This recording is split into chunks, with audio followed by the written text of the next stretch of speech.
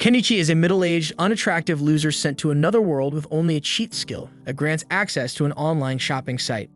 This story starts with Kenichi, a man who works himself to exhaustion, eventually landing in the hospital. Realizing the toll on his health, he decides to leave his hectic life behind and adopts a simpler, tranquil existence in the wilderness. There he spends his days tending to crops, playing with crows, and unwinding by watching Isekai anime while writing in his free time. One day, as he tries to order ingredients online, Kenichi is suddenly transported to a strange and unfamiliar place. Noticing a corpse nearby, he begins to wonder if he's somehow ended up in a fantasy world. Drawing inspiration from the Isekai anime he's seen, he decides to try summoning a status screen. To his astonishment, it actually works. The screen confirms he's in another world, but something feels off. Unlike the status screens he's used to seeing in shows, it doesn't display health or magic points, nor does it list any skills. Instead, it shows only two options, one called Shangri-La, so Kenichi gets curious and clicks on it and is surprised to find that it's the very same online shopping site he often used in his old world. Then the other feature available is an item box. Testing it out, Kenichi stores some nearby weeds and finds that retrieving them is just as easy. Just then, Kenichi's stomach growls loudly, reminding him of his hunger, so he decides to try ordering food from Shangri-La, but unfortunately, the screen prompts him to insert money, and Kenichi has none. Thinking quickly, he comes up with an idea. He tests whether he can trade items stored in his item box for cash. Sadly, the weeds he picked earlier have no value, leaving him frustrated and empty-handed.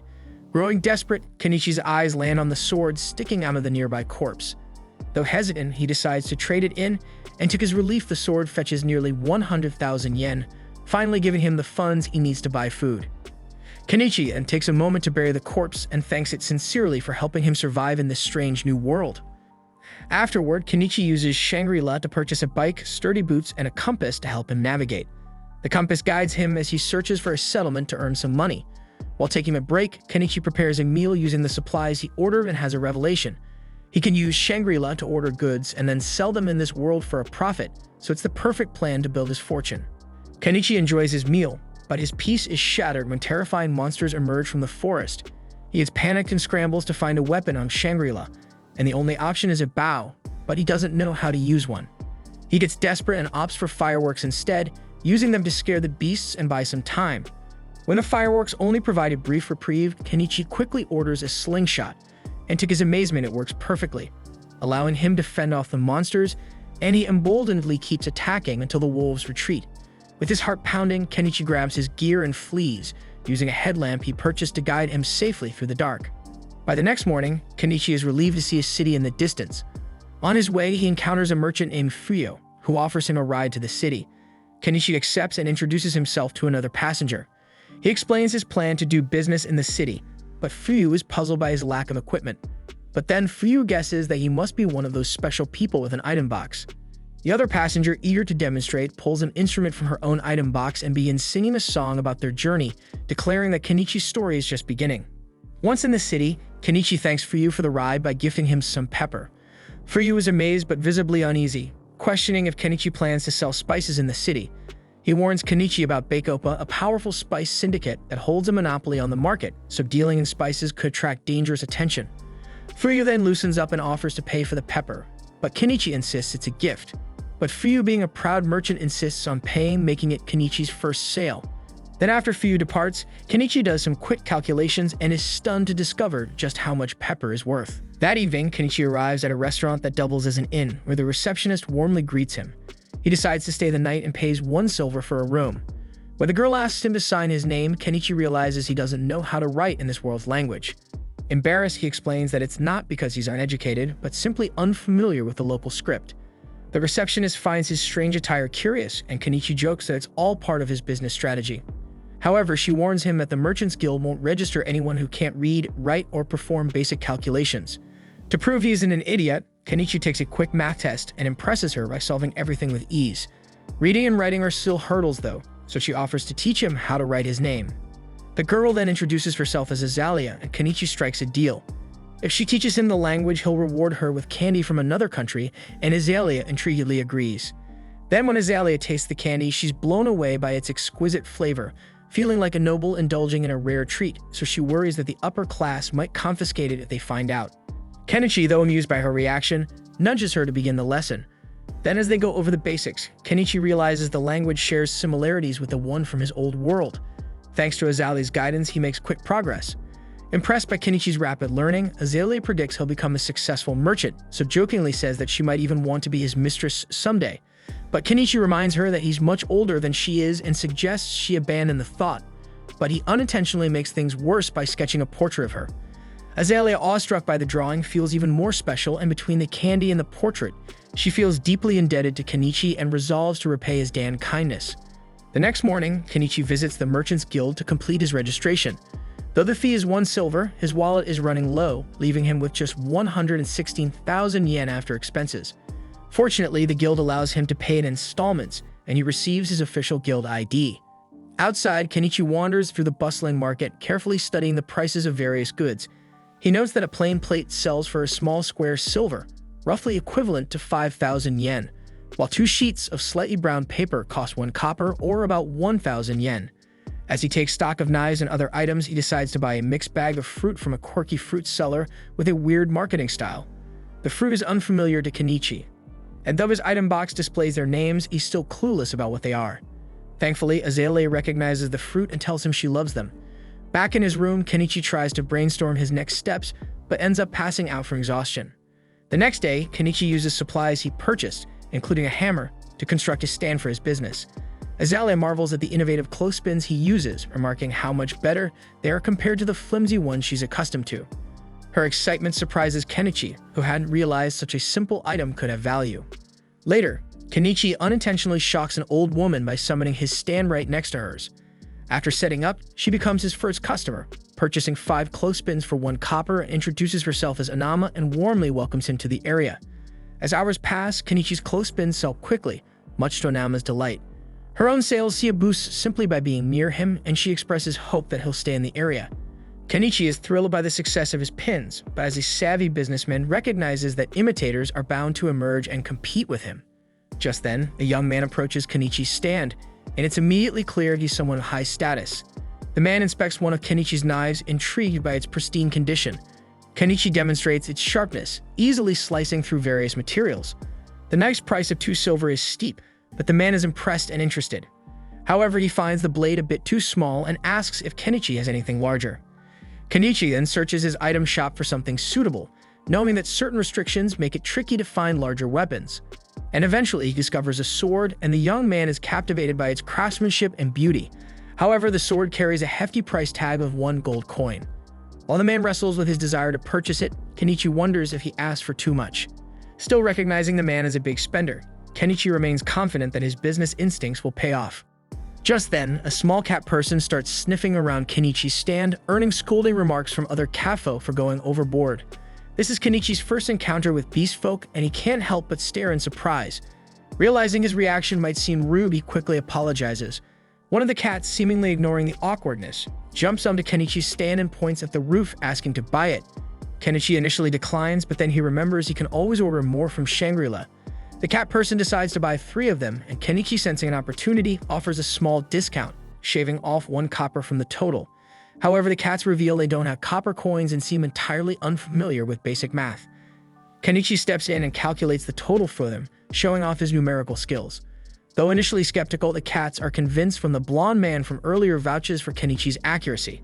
With the deal finalized, the blonde man also announces he's ready to buy the sword. That evening, Kenichi uses his earnings to pay for 5 full nights at the inn. Meanwhile, in a lavish estate, a noblewoman marvels at the clothespins her maid purchased. So she gets inspired and decides she wants to sell them through her company, and immediately seeks out her father to capitalize on the opportunity. Back with Kenichi, he prepares for a bath using a small tub he recently purchased. Browsing Shangri-La, he discovers drum baths and considers the idea of filling one with water and heating it over a fire for a relaxing soak. As he reflects on all the buying he's been doing, thought strikes him. How does the online shop actually work? The light from the screen doesn't illuminate his surroundings, and he has no idea how the packages are delivered, so a creeping suspicion gnaws at him that the shop might eventually demand some kind of supernatural payment, perhaps even his soul. Unable to make sense of it all, Kenichi decides to give up worrying. Elsewhere, a disheveled girl wrestles a pigeon to the ground, hoping to secure her next meal, but suddenly a voice calls out to her, startling the girl. So she panics and starts running while silently pleading with God not to be discovered. The next day, Kenichi starts setting up his shop and decides to update his inventory. He adds some jewelry to the display, not valuable gemstones, but polished glass pieces that look attractive enough to turn a profit.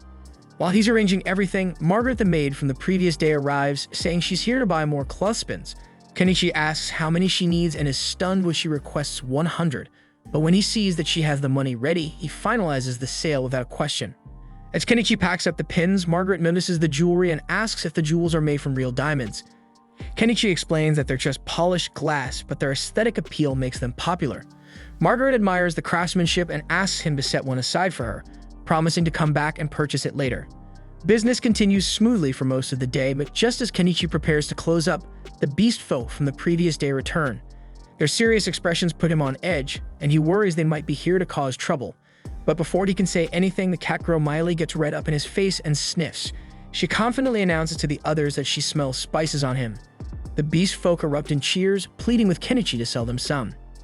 Kenichi is immediately hesitant and remembering the warnings about the spice syndicate. He knows that selling spices could bring serious consequences. He has no idea how the syndicate operates or what they might do to him if they find out, so he refuses to take the risk. The beast folk persist, but the locals chime in, telling them it's unfair to pressure a newcomer like Kenichi into endangering his livelihood. Eventually, the beast folk relent, understanding his position. However, Kenichi comes up with a compromise. While selling them spices directly is too dangerous, sharing a meal with them isn't against any rules, so he invites the group to join him for dinner, suggesting they meet in the woods outside town to avoid attracting unwanted attention. Overjoyed, the beast folk eagerly agree, and later that evening, they meet Kenichi and Anama at the outskirts of town, ready to cook together and enjoy a hearty meal under the stars. Kenichi prepares to start cooking when Anama asks if she can help. He hands her some vegetables to chop, but as soon as she looks at them, she's amazed at how vibrant and juicy they are. Kenichi explains that he sourced them from a foreign country and guarantees their flavor is as good as their appearance. While the two of them work on the veggies, Miley and the other beast folk are busy by the river, successfully catching a decent haul of fish to add to the meal. Once the ingredients are ready, Kenichi begins prepping the fish, seasoning it with his carefully selected spices. He tosses everything into a pot to cook, eventually creating a dish that leaves the beast folk stunned. They've never tasted anything like it before and are deeply grateful for the meal. However, the delicious food makes them crave alcohol. Anama tries to talk them out of it, pointing out that alcohol is expensive. But Kenichi sees no harm in indulging them a little, so he pulls out a bottle of cheap booze, pours them each a small glass, and makes them promise never to tell anyone about the meal he cooked for them. Anama warns Kenichi that he might be too generous, but he insists that there's no harm in letting them enjoy themselves, especially since they seem like good people. The night becomes lively as they drink together, laugh, and even bathe in the nearby river. But eventually, everyone falls asleep under the stars. Miley, who has grown quite fond of Kenichi, decides to sneak into his bedroll to look for more special spices. The next morning, Kenichi returns to the inn, where Azalea is visibly upset. She scolds him for being out all night, clearly suspicious of his activities. Kenichi tries to explain that he was just hanging out with some beast folk outside of town. However, when Azalea spots Cat Lady fur clinging to his jacket, her suspicions grow. She accuses him of doing far more than hanging out and is furious that he chose to spend his time with the cat girl over her. Later that day, we see that when Kenichi sets up his shop for another day of business, Margaret arrives, but this time accompanied by Primula. At first, Kenichi is momentarily distracted by Primula's striking beauty, but when he spots Margaret standing behind her, he remembers they must be here to buy the necklace Margaret inquired about the day before. He retrieves it and Margaret pays for it before handing it to Primula, who examines it closely. Primula is amazed by the necklace's craftsmanship, finding it hard to believe it isn't made from real diamonds, so she gets intrigued and asks if Kenichi has more of these in stock. Kenichi retrieves additional pieces from his inventory and lays them out for her to examine. Primula is impressed not only by the quality of his products but also by the fact that he has an item box, a rarity that adds to his intrigue. She then introduces herself as the daughter of the owner of the Mallow Trading Company and expresses a desire to introduce Kenichi to her father, believing he would be interested in working with him. While Kenichi is intrigued by the opportunity to meet the head of a major trading company, he's hesitant to get involved with influential figures because he fears it could lead to complications. However, Anama reassures him, explaining that Primula's father is highly respected in town and known for his good character. Feeling more at ease, Kenichi agrees to go with Primula, and she invites him to join her in her carriage. As they travel, Primula shows Kenichi some clothespin replicas her craftsman attempted to create. While the wooden shape was easy enough to copy, the metal spring proved too complex to reproduce. Kenichi understands their difficulty, as even he doesn't know exactly how the springs are made, only that the process involves a high level of intricacy. Eventually, they arrive at Primula's home, and Kenichi is awestruck by the size of the estate. However, Primula downplays it, explaining that while it might seem impressive, it's modest compared to the mansions owned by the local nobility. Kenichi and Primula then enter the mansion and are greeted by her father Mallow, a composed and charismatic man. After exchanging pleasantries, Mallow invites Kenichi to sit so they can discuss business. And once Kenichi is settled, he shows Mallow some of the jewelry he has in stock, and like Primula, Mallow is impressed by the craftsmanship. Primula also mentions Kenichi's item box, which intrigues Mallow. He reveals that he owns an item box as well, crediting it as one of the key tools that allowed him to build his trading company to its current success. Mallow points out that if Kenichi uses his item box wisely, he could achieve great things too, though it seems Kenichi is currently only using it for storing supplies. Mallow then gets to the point. He wants to discuss the possibility of Kenichi becoming the official supplier for the Mallow Trading Company. Kenichi, having anticipated a proposal like this, assumes Mallow intends to market his products for maximum profit. However, Kenichi questions why Mallow didn't simply buy items from his store at a low price and resell them for a higher margin. Mallow admits he could have done that, but he considers such tactics underhanded. If Kenichi ever discovered his goods were being resold without permission, it could damage their relationship. Additionally, by negotiating directly, Mallow gains a competitive edge over other traders who might approach Kenichi in the future. Satisfied with Mallow's reasoning, Kenichi listens as Mallow offers him 50% of the retail price for his goods. While Kenichi could push for a higher percentage, he's content with the offer, considering he's already earning significant profits through his online store. He agrees to the deal, and the two shake hands to seal the agreement. After signing the supply contract, Kenichi delivers his first batch of items, earning over 1 million yen worth of coins in the process. As they discuss future plans, Primula spots the beautiful jewels in Kenichi's stock and immediately falls in love with them. She asks Mallow for permission to purchase them for herself, and Mallow sees no issue with it. Primula offers Kenichi 10 gold coins equivalent to 2 million yen for the jewels, and this transaction gives Kenichi his first ever 8-figure bank balance since arriving in this world. Encouraged by his newfound financial success, Kenichi decides to start building the peaceful life he's dreamed of by purchasing a home from his online store. The next day, Kenichi leaves the city walls and ventures into the forest to search for the perfect spot to set up his new home. But before heading out, he explains his plan to Azalea so she won't worry, but she finds it odd that he willingly chooses to live in the dangerous forest instead of the safety of the city. But Kenichi reassures her that he won't be too far from the city walls, and she thinks he is really an odd one. After some exploration, he finds a suitable location and begins clearing the area by purchasing a weed whacker from his store. However, he quickly runs into a common issue: fuel costs. While most items in his store are surprisingly affordable, fuel is just as expensive here as it was in his previous world. Resigned to the cost, Kenichi pays for the fuel and continues working until he successfully clears a path in and out of the forest. Next, he turns his attention to the trees. To tackle them, Kenichi buys a chainsaw and starts cutting them down one by one. After several grueling hours of work, he manages to fell a significant number of trees. But when he tries to store the logs in his item box, he encounters another problem. The trees are too long to fit. Frustrated but determined, Kenichi brings out the chainsaw again and cuts the logs into shorter 10-meter pieces that fit neatly into his item box. With most of the tree removal complete, all that's left are the stumps. However, with the sun already setting, Kenichi decides to call it a day and return tomorrow. The next morning, Kenichi returns to tackle the stumps.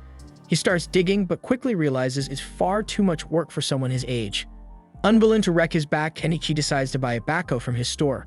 But when it arrives, he stares at the massive machine, feeling both impressed and regretful because he just spent 1.2 million yen on heavy machinery to avoid manual labor, so he starts to feel a little regret.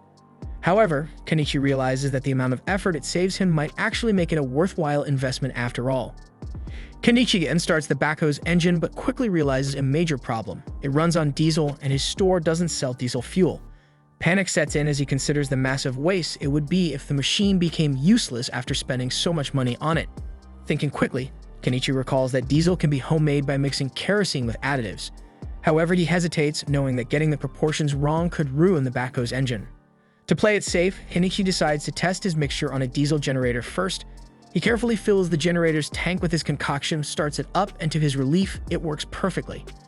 Confident his homemade diesel will work for the backhoe, he plans to return the next day to finish clearing the forest.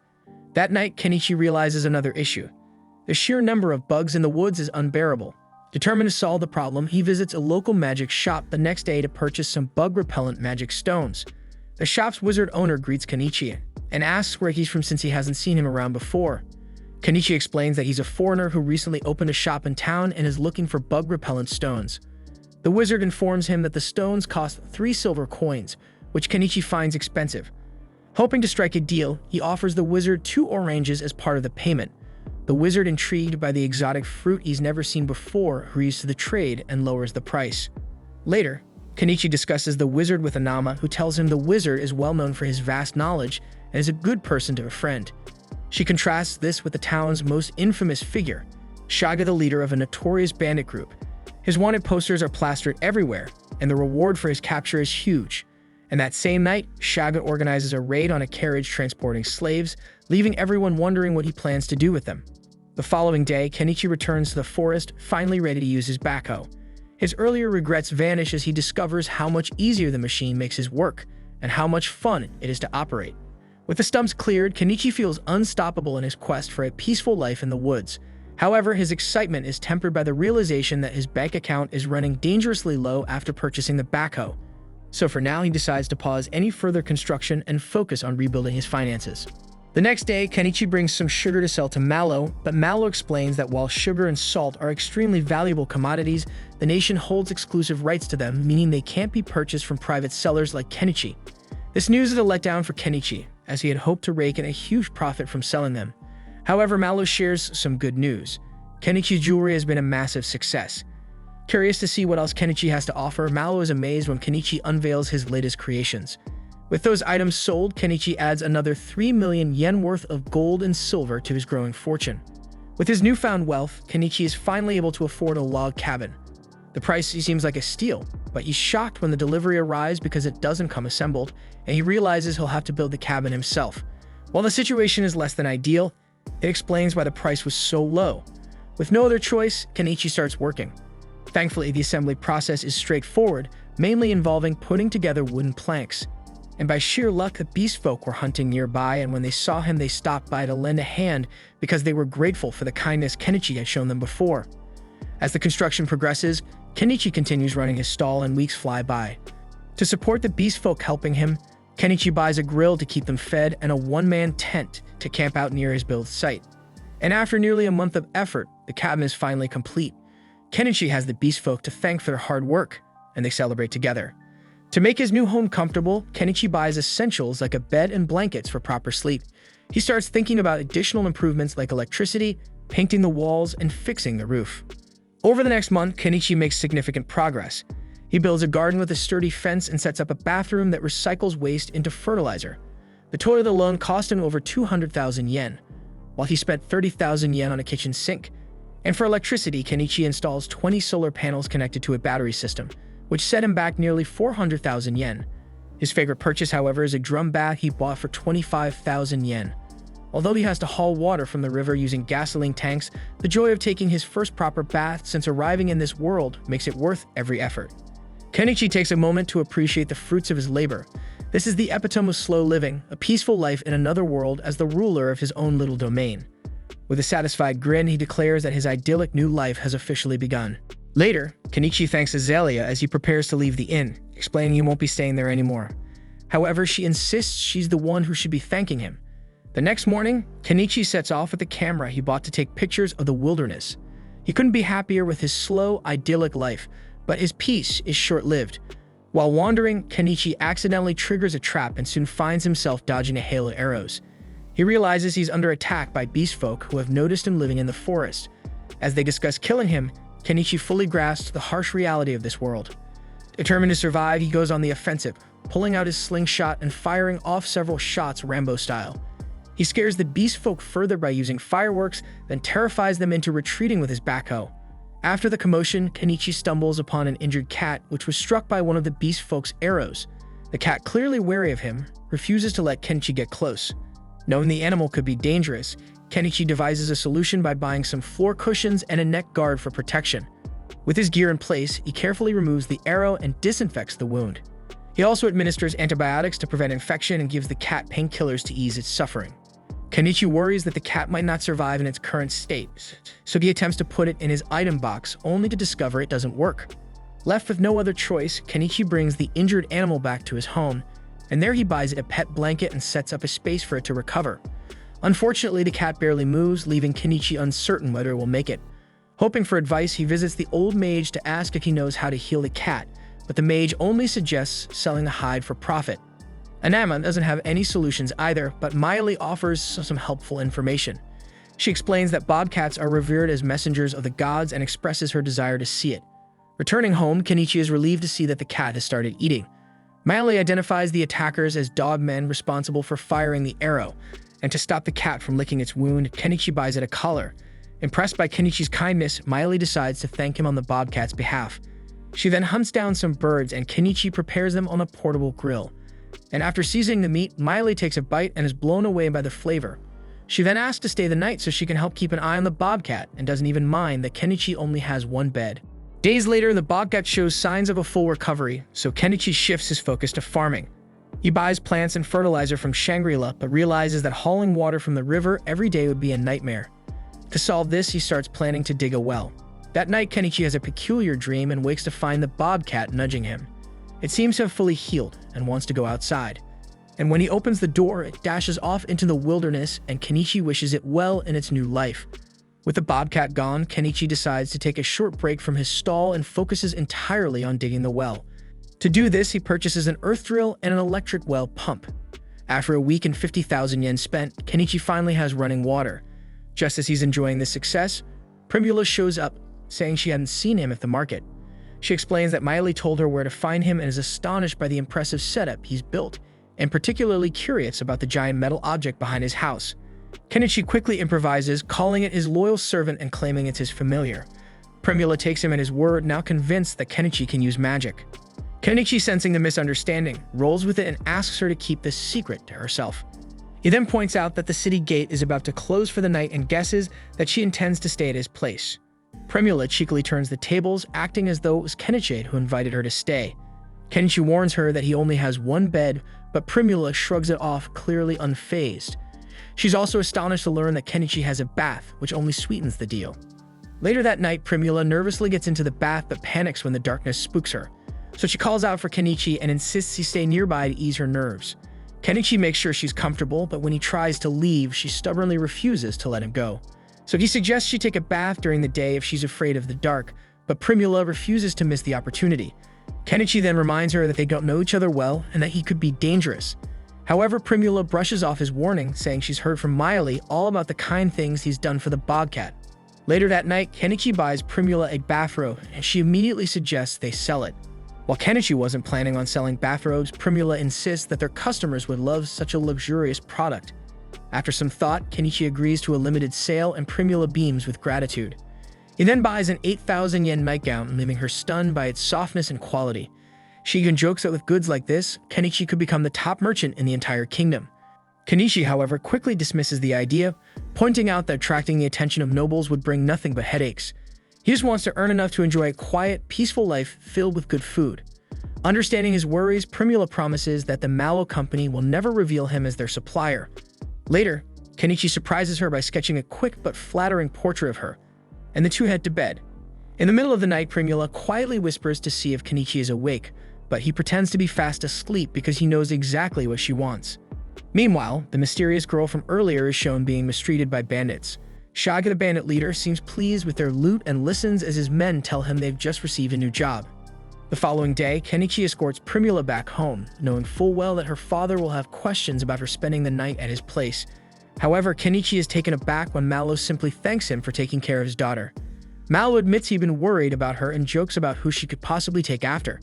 Kenichi then presents Mallow with the bathrobes, which he explains are made with exceptional materials. He even pulls out a sample of hot lingerie as a joke and says that this shit would make any man who sees it look like The Rock, but Mallow looks so overwhelmed that Kenichi quickly clarifies he wasn't serious. Just then, a maid walks in carrying a stack of documents. Mallow explains that the nation has implemented a new system for keeping ledgers, forcing him to rewrite them. He mentions that this system, called double-entry bookkeeping, was invented in the neighboring empire. This revelation shocks Kenichi, as he recognizes double-entry bookkeeping from his old world. Mallow further explains that the Empire's rapid growth is thanks to the inventions of a mysterious man. Mallow then invites Kenichi to join him as he reviews a new prototype product he recently purchased.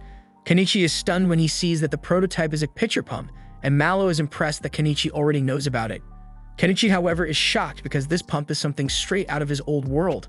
The realization that two such items, double-entry bookkeeping and now the pitcher pump, exist here makes Kenichi wonder if someone else from his old world has been reincarnated in this one.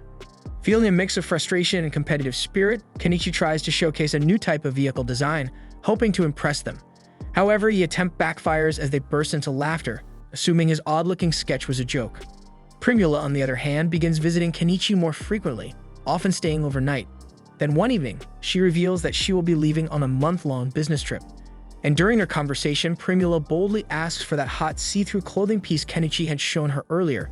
Surprised, Kenichi jokingly assumes there's a special guy she wants to impress. Primula confirms this and adds that he's here right now.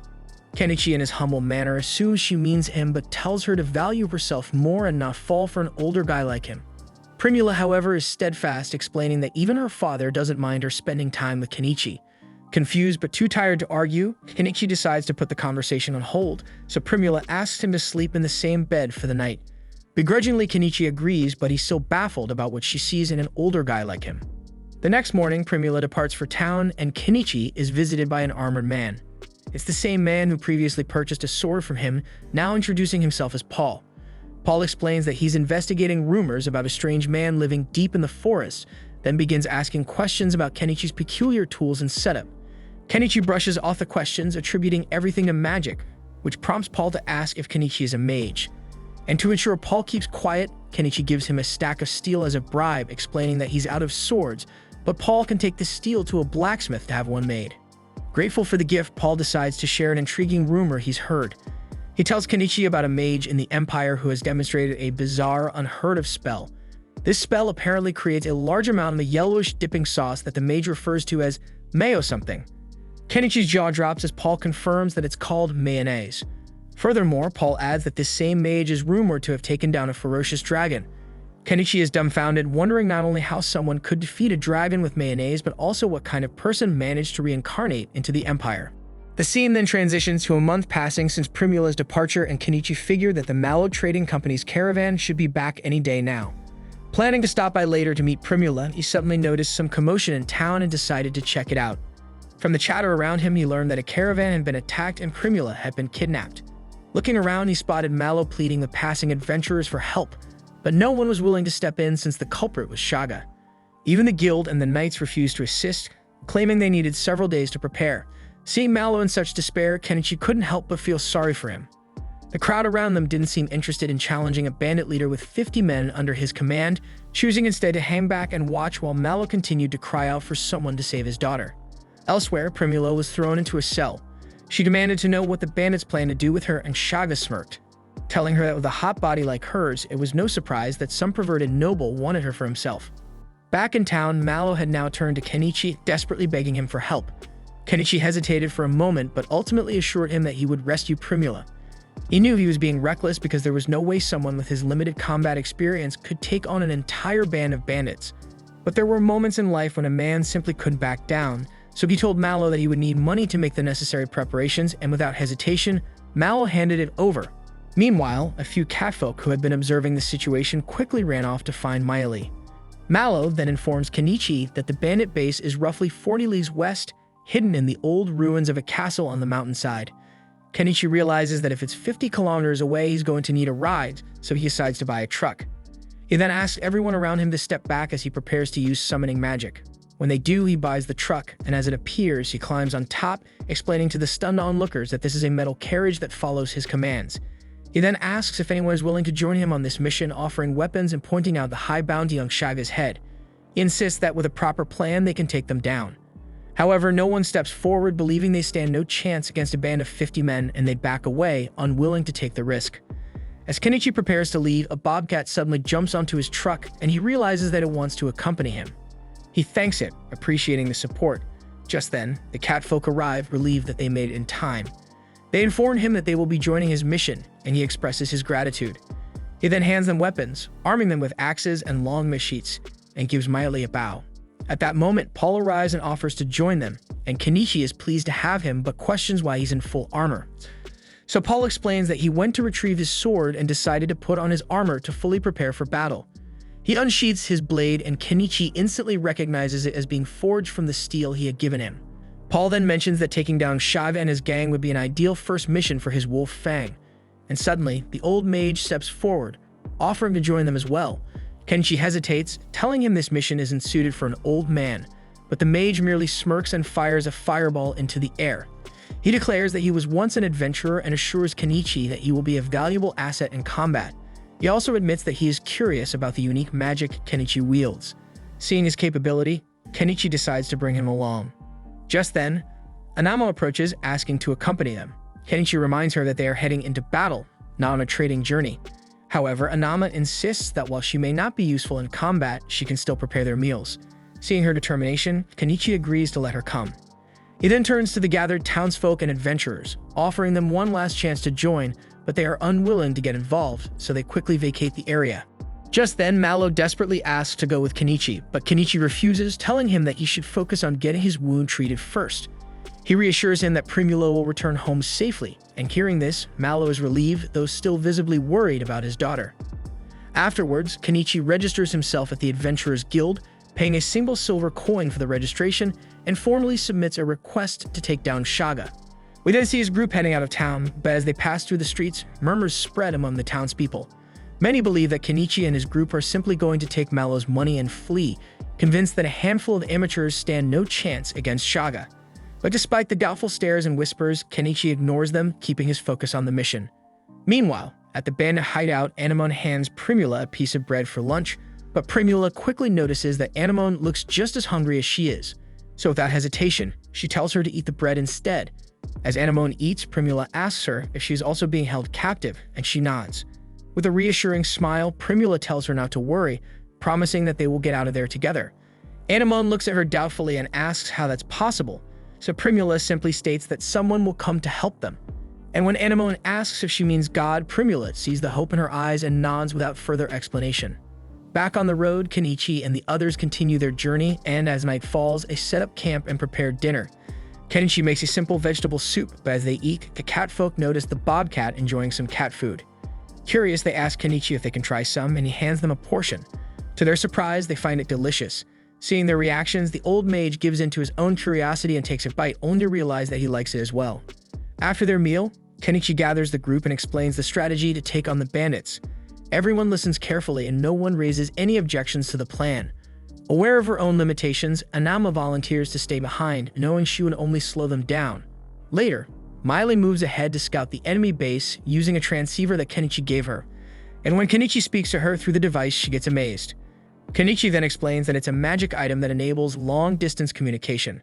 The old mage, watching closely, remarks that even the Empire likely doesn't possess such technology, so Kenichi tells him to act as if he never saw it. With Miley now scouting ahead, Kenichi decides it's time for the rest of them to move. But before they depart, Kenichi turns to Anama and instructs her to return to the Adventurers Guild if he does not return within a day. He tells her to report that the mission to defeat the bandits has failed, and she nods in understanding. As they approach the bandits' camp under the cover of night, Miley scouts ahead and reports back to Kenichi. She spots guards stationed at the watchtower, while the rest of the bandits are inside getting drunk. Seeing this as the perfect opportunity, Kenichi decides it's time to strike. Realizing he's about to dive into his first real battle, one of the catfolk hands him a nut to eat. Without thinking much of it, he pops it into his mouth, only to discover too late that it's some kind of drug. A wave of euphoria washes over him, leaving him feeling absurdly happy despite the impending danger. With adrenaline and whatever strange substance now coursing through his veins, Kenichi jumps into his truck and gives Miley the signal to take out the watchtower guards. The bandits stationed there notice the approaching vehicle, mistaking it for some kind of monster, but before they can raise the alarm, Miley expertly takes them down with precise shots. She swiftly returns to the truck just as the old mage steps up, unleashing an explosion spell that obliterates the castle gate. The blast shakes the entire camp, sending the drunken bandits scrambling in confusion. Kenichi is impressed and asks for another explosion spell, but the old mage regretfully informs him that he's out of juice. With no time to waste, the rest of the group charges in. The catfolk slice through the panicked bandits with ease, while the knight tests his new sword on them. A bandit then attempts to ambush Kenichi, but the bobcat leaps to his defense and Miley finishes the attacker off with a quick shot. The commotion draws out even more bandits, but Kenichi is prepared. With a wicked grin, he summons his backhoe and drives it like a maniac straight at them. The monstrous machine barrels toward the terrified bandits, sending them screaming in all directions. As Kenichi and his team continue cutting down the opposition, it becomes painfully clear that these bandits are little more than second-rate thugs because they can't even put a dent in his group. While wreaking havoc with the backhoe, Kenichi corners a few fleeing bandits and demands to know where Primula is. As he forces the machine into a secluded section of the camp, it unintentionally uncovers an underground cell, revealing Anemone and several other captives. And seeing Kenichi and his massive machine, Anemone stares in awe, wondering if he might be some kind of god. But Kenichi quickly realizes that Primula isn't among the prisoners. A loud, furious shout echoes through the camp. Shaga emerges, holding Primula hostage. Primula's face lights up with relief upon seeing Kenichi, knowing he's come to rescue her. Meanwhile, Shaga sizes up the group, surprised that someone capable of controlling monsters has come all this way for the girl. Kenichi demands that he let her go, but Shaga has other ideas. With a smug smirk, he presses his blade against Primula's melons and sneers, ordering them to drop their weapons, or she dies. They ignore him, and in frustration, Shaga rips off part of Primula's clothes. He sneers, saying he would have enjoyed her properly if he had known things would end like this. Kenichi then quietly buys a laser sight and instructs Miley to shoot Shaga as soon as he blinds him with the light. She nods, understanding the plan. When Kenichi flashes the light in Shaga's eyes, he instinctively lets go of Primula, and Miley takes the shot. Primula immediately runs toward Kenichi, but Shaga refuses to let her escape. But before he can grab her again, an unseen force suddenly throws him forward, landing him right in front of Miele. She coldly tells him she won't miss this time and fires, killing him instantly. With Shaga finally dead, Primula rushes into Kenichi's arms, hugging him tightly. But thanks to the lingering effects of that damn drug from earlier, Kenichi suddenly feels an overwhelming urge to push her down and claim her right then and there, but he forces himself to keep his instincts in check.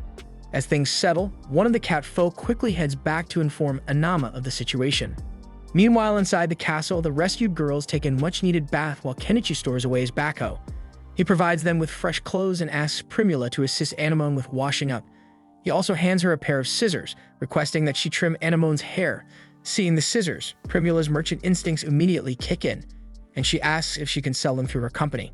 In her excitement, she accidentally lets her towel slip, while Kenichi thinks she truly has the mind of a merchant. The other girls quickly alert her, and she gets embarrassed. After their bath, the girls emerge looking refreshed, and Anemone appears completely transformed.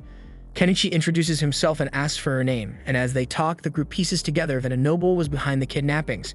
Anemone then hands a letter to Paul, and upon reading it, the old mage realizes why the guild and the knights delayed taking action. It was because of noble interference. Kenichi praises Anemone for her bravery in revealing this information. Later, Anama arrives at the castle, relieved to see that everyone is safe. She notices how small Anemone is and comments that the girl is the same age her child would have been if they were alive. Kenichi is surprised to learn that she once had a child, and Anama solemnly explains that she did, but she passed away during the plague. That night, as everyone settles in to rest, Kenichi lays down exhausted. He notes that there was some grim discussion earlier about disposing of the bandit corpses, but he's too damn tired to think about it now. And with that, he drifts off to sleep, ready to return to Dahlia in the morning. The scene then shifts to Kenichi and his companions returning to town, where Mallow and the others are waiting eagerly. They roll in on their truck, and Mallow beams with joy as he sees his daughter sprinting toward him. The two share a warm embrace, both relieved and overjoyed to see that everyone is safe. Mallow's eyes catch sight of the high-end blouse his daughter is wearing, and she reveals that Kenichi had gifted it to her. They both agree that it's bound to sell for a pretty penny, and Kenichi is no longer surprised that even in such circumstances, business talk still finds its way into their conversations. Mallow then expresses his gratitude to Kenichi for rescuing his daughter and asks if he's keeping the loot secured in his item box, and Kenichi confirms that he has. The narrative then flashes back a bit to reveal that the cat folk had once asked Kenichi to store the bandit heads in his item box. They explained that returning the severed heads was essential to prove that they had vanquished the bandits, and given the enormous bounty this time, it would also serve to verify his identity by face. Although it seemed a bit odd for his first time handling such a task, they assured him that he would soon get used to it. Miley warned him that the heads tend to start smelling as time passes, making it challenging to carry them in the usual way. Luckily, his item box made this a non-issue. Kenichi mused that he should have expected such peculiarities in this other world and proceeded to stow the heads away in his item box. He also mentioned that he had gathered various items stolen by the bandits from their hideout, about 100 gold coins, along with assorted rugs, pottery, gems, swords, and other valuable treasures. He recalled that before leaving the bandit hideout, he had asked the girls if they wanted to return home, offering them a ride. Some of the girls admitted that they couldn't go back since everyone they knew at home had perished. Seizing the moment, Kenichi asked if they would prefer to come with him to Dahlia instead. They agreed, and he instructed them to let him know who wished to return and who wanted to join him on the journey. He explained that Dahlia was a vast city with plenty of job opportunities, and Primula even offered them the assistance of the Mallow Trading Company. Kenichi then inquired of Anemone about her home, and she replied that she hailed from Europe Village. Primula added that her village lay some 800 kilometers away. Kenichi offered to take her there, but she declined. Anama then surmised that her family might have sold her off to reduce the burden of too many mouths to feed. Undeterred, Kenichi asked if she would rather come along to Dahlia with them, and she agreed. Later, the group continued their journey toward Dahlia, Kenichi dropping off those girls who wished to return to their own village. The trek took several days, and at long last they reached the town. Back in the present, the scene shifts to the Adventurers Guild, where the catfolk present Shaga's head to the receptionist, who is visibly horrified by the sight. Shortly thereafter, another male receptionist approaches to inquire about the details. Specifically, he asks how many heads there are. The catfolk attempt to provide an accurate count, but since numbers are not their strong suit, they fail to recall the exact total. Kenichi steps in and declares that there are 52 heads, a figure that surprises everyone in the guild. The catfolk then remark that it will likely take them an entire day to inspect all the heads, while Kenichi takes a moment to catch his breath as the inspection proceeds. The old mage soon approaches Kenichi, complimenting him on his impressive magical abilities and the remarkable capacity of his item box. He warns that the nobles will make life difficult for him if they ever learn of his exploits. Kenichi, however, assures him that as long as he keeps his mouth shut, such trouble will not come his way. The old mage, not inclined to divulge any secrets, listens as Kenichi casually adds that he will simply leave town if matters deteriorate. Then Paul informs Kenichi that he is off to meet the local lord, Count Asclepius. Realizing that this meeting will likely involve reporting that nobles were implicated in the incident, Paul confirms this and then departs. Kenichi later mentions that it took the guild until nightfall to complete the inspection of the heads, with a total bounty amounting to 861 gold coins. Notably, Anama refused to claim any share of the reward since she had not contributed any labor. Instead, she asked Kenichi if she might take charge of caring for Anemone, promising to treat her as if she were her own child. Kenichi had no objections to this arrangement and eventually left the guild. Outside in town, Kenichi observes the townspeople jubilantly celebrating the defeat of Shaga and his gang, and as he departs, Anemone trails behind him. Meanwhile, inside the guild, Anama had just brought water for both herself and Anemone, but to her dismay, Anemone is nowhere to be found. Elsewhere, Kenichi explains that he's chosen to remain in town for the day since the gates have already been closed. He makes his way to Azalea's inn, where he hears a bard singing a lively tune about their group's victory over Shaga. Azalea, delighted to see him again, greets him warmly. She teases, asking if it's true that he vanquished a horde of bandits. Kenichi downplays the tale, insisting he did not, and privately muses that if she ever learned the truth, she'd be clamoring to claim the reward from him. The conversation takes a personal turn when Azalea brings up an old promise, asking if he still remembers that he vowed to make her his lover if his business were to succeed. Kenichi is taken aback, wondering if she somehow knows that his fortunes have recently improved. He denies ever making such a pledge and in return, asks if she might spare him an empty room. With a hint of playful theatrics, she feigns tears and questions whether she was nothing more than a fleeting dalliance in his eyes. Tired to continue this shit show, Kenichi retreats to his room, silently thinking that it's only a matter of time before the nobles catch wind of his exploits. That night, as Kenichi slept, Azalea quietly slipped into his bed. Even though he mumbled that he was utterly exhausted from the day, she began to undress, intent on pursuing their intimacy. But their damn moment was abruptly interrupted when Anemone entered the room, causing them to immediately cease their love actions. The next morning, Kenichi reveals that in the end, Anemone decided to stay with him. He then heads over to Anama's shop, intending to hand her off to her rightful care, but to his surprise, she isn't there. Undeterred, he sets about his daily errands. First, he stops by a weapon shop where he sells the arms he had recovered from the bandits for a total of 32 gold coins. Next, he offloads a collection of vases and assorted valuables to the Mallow Trading Company, netting him 35 gold coins. Finally, he takes some furniture to the old mage's shop and earns another 22 gold coins from the sale. In the end, the total reward came to 89 gold coins, which they divided evenly 7 ways, each person pocketing 12 coins. Kenichi decided to present the dresses to Anama and the other women who had stayed behind, and afterward he headed back to his house. There they found Anama waiting, delighted to see that Anemone was safe. Once inside, Anama discovered that Anemone wished to remain with Kenichi.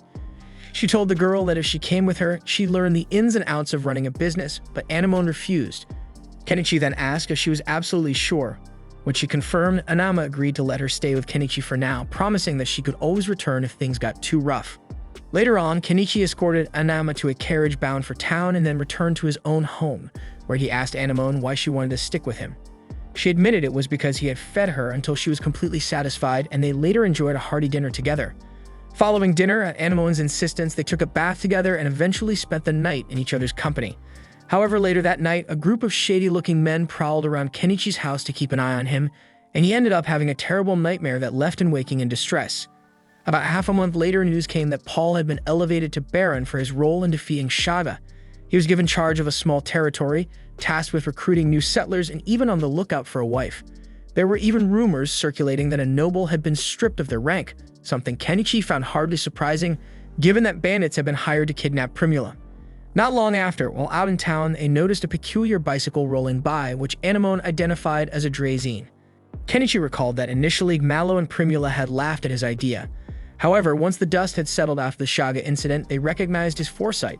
Summoning him later, they gave him 5 gold coins for his idea, apologizing for their earlier mockery and even purchasing the rights to the Drazen.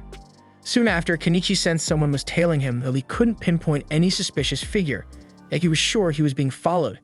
Eventually, the guild managed to wrap up all their paperwork and distributed the rewards. Kenichi used his share to repay the funds he had borrowed from Mallow for his preparations, and he split the remainder among the women he'd rescued. In the end, only a single coin remained, which he handed over to Anama, and then she offered Anemone a fruit to eat. And then once again, Kenichi sensed someone was watching him, and this time he pinpointed the culprit. Grabbing Anemone's hand, he bolted from the scene, only to notice an entire group in hot pursuit.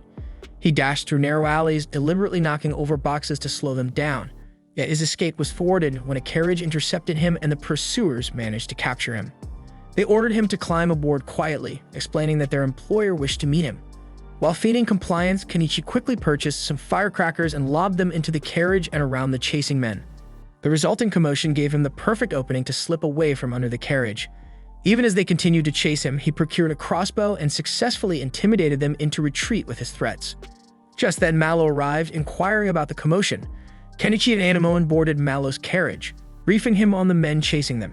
Mallow surmised that the anti-monarchy faction was likely behind the pursuit and advised Kenichi to seek help from the local lord, and he's a man known for his decent nature.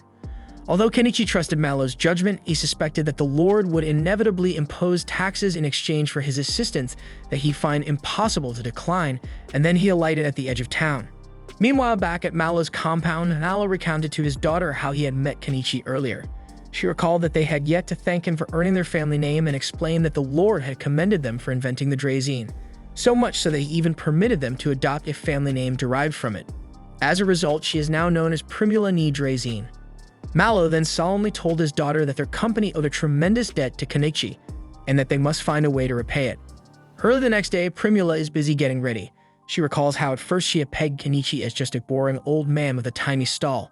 But as she got to know him, she discovered he was both knowledgeable and gentle, qualities that shone through in the exceptional products he stored, which had earned their company handsome profits and a respected family name. This reputation made her desperately try to win him over, even if her efforts initially seemed futile. Yet when he came to save her, it became clear that he truly cherished her. Convinced by his actions, she decided to be with him. However, when she went to his house, she was surprised to find that both the house and the surrounding fields had vanished. Meanwhile, Kenichi is seen riding out of town on an off-road bike. Along the way, he meets Fuyu, and they stop to chat. Fuyu soon learns that Kenichi has become a merchant. He bombards him with questions, even wondering if the famed Drazen everyone's been raving about is the custom model Kenichi now boasts. Kenichi confirms that it's indeed specially made for him, and Fuyu asks where he's headed next. Kenichi recalls packing everything into his item box and leaving his old home behind. Although he sometimes wondered if his coming here had a deeper meaning, he was happy to know that his coming here had saved Primula. As he prepares to continue, a bobcat appears. Kenichi bids the creature farewell and wishes it a good life, only to notice that the bobcat follows him as if it too wants to come along. Back in the present, Kenichi tells Fuyu that he's currently on a journey with no fixed destination. When Fuyu asks about the two companions with him, Kenichi simply replies that they are his family. With that, he rides off and Fuyu offers a silent prayer for his safe travels. The scene then transitions to Kenichi by a river where he is fishing. As he cooks the fish he's caught, he explains that they are currently searching for a new land to settle. At present, they are about 100 kilometers from Dahlia, with the next town called Estrantia located roughly 5 to 6 kilometers away. Kenichi then serves the fish soup to Anemone and the Bodcat, remarking that this simple, unhurried way of living perfectly embodies a slow life. He also recalls that earlier, Anemone had mentioned being 12 years old, though he isn't entirely convinced as she appears rather small for her age. Soon after, we see Kenichi flying a drone, which excites Anemone. She wonders if it might be a form of magic. Kenichi confirms that it is indeed magical and muses that they need to find a permanent place to settle down. Observing that the river they are camping near flows into a lake, he decides to head over there with his companions in search of an ideal spot to establish their base.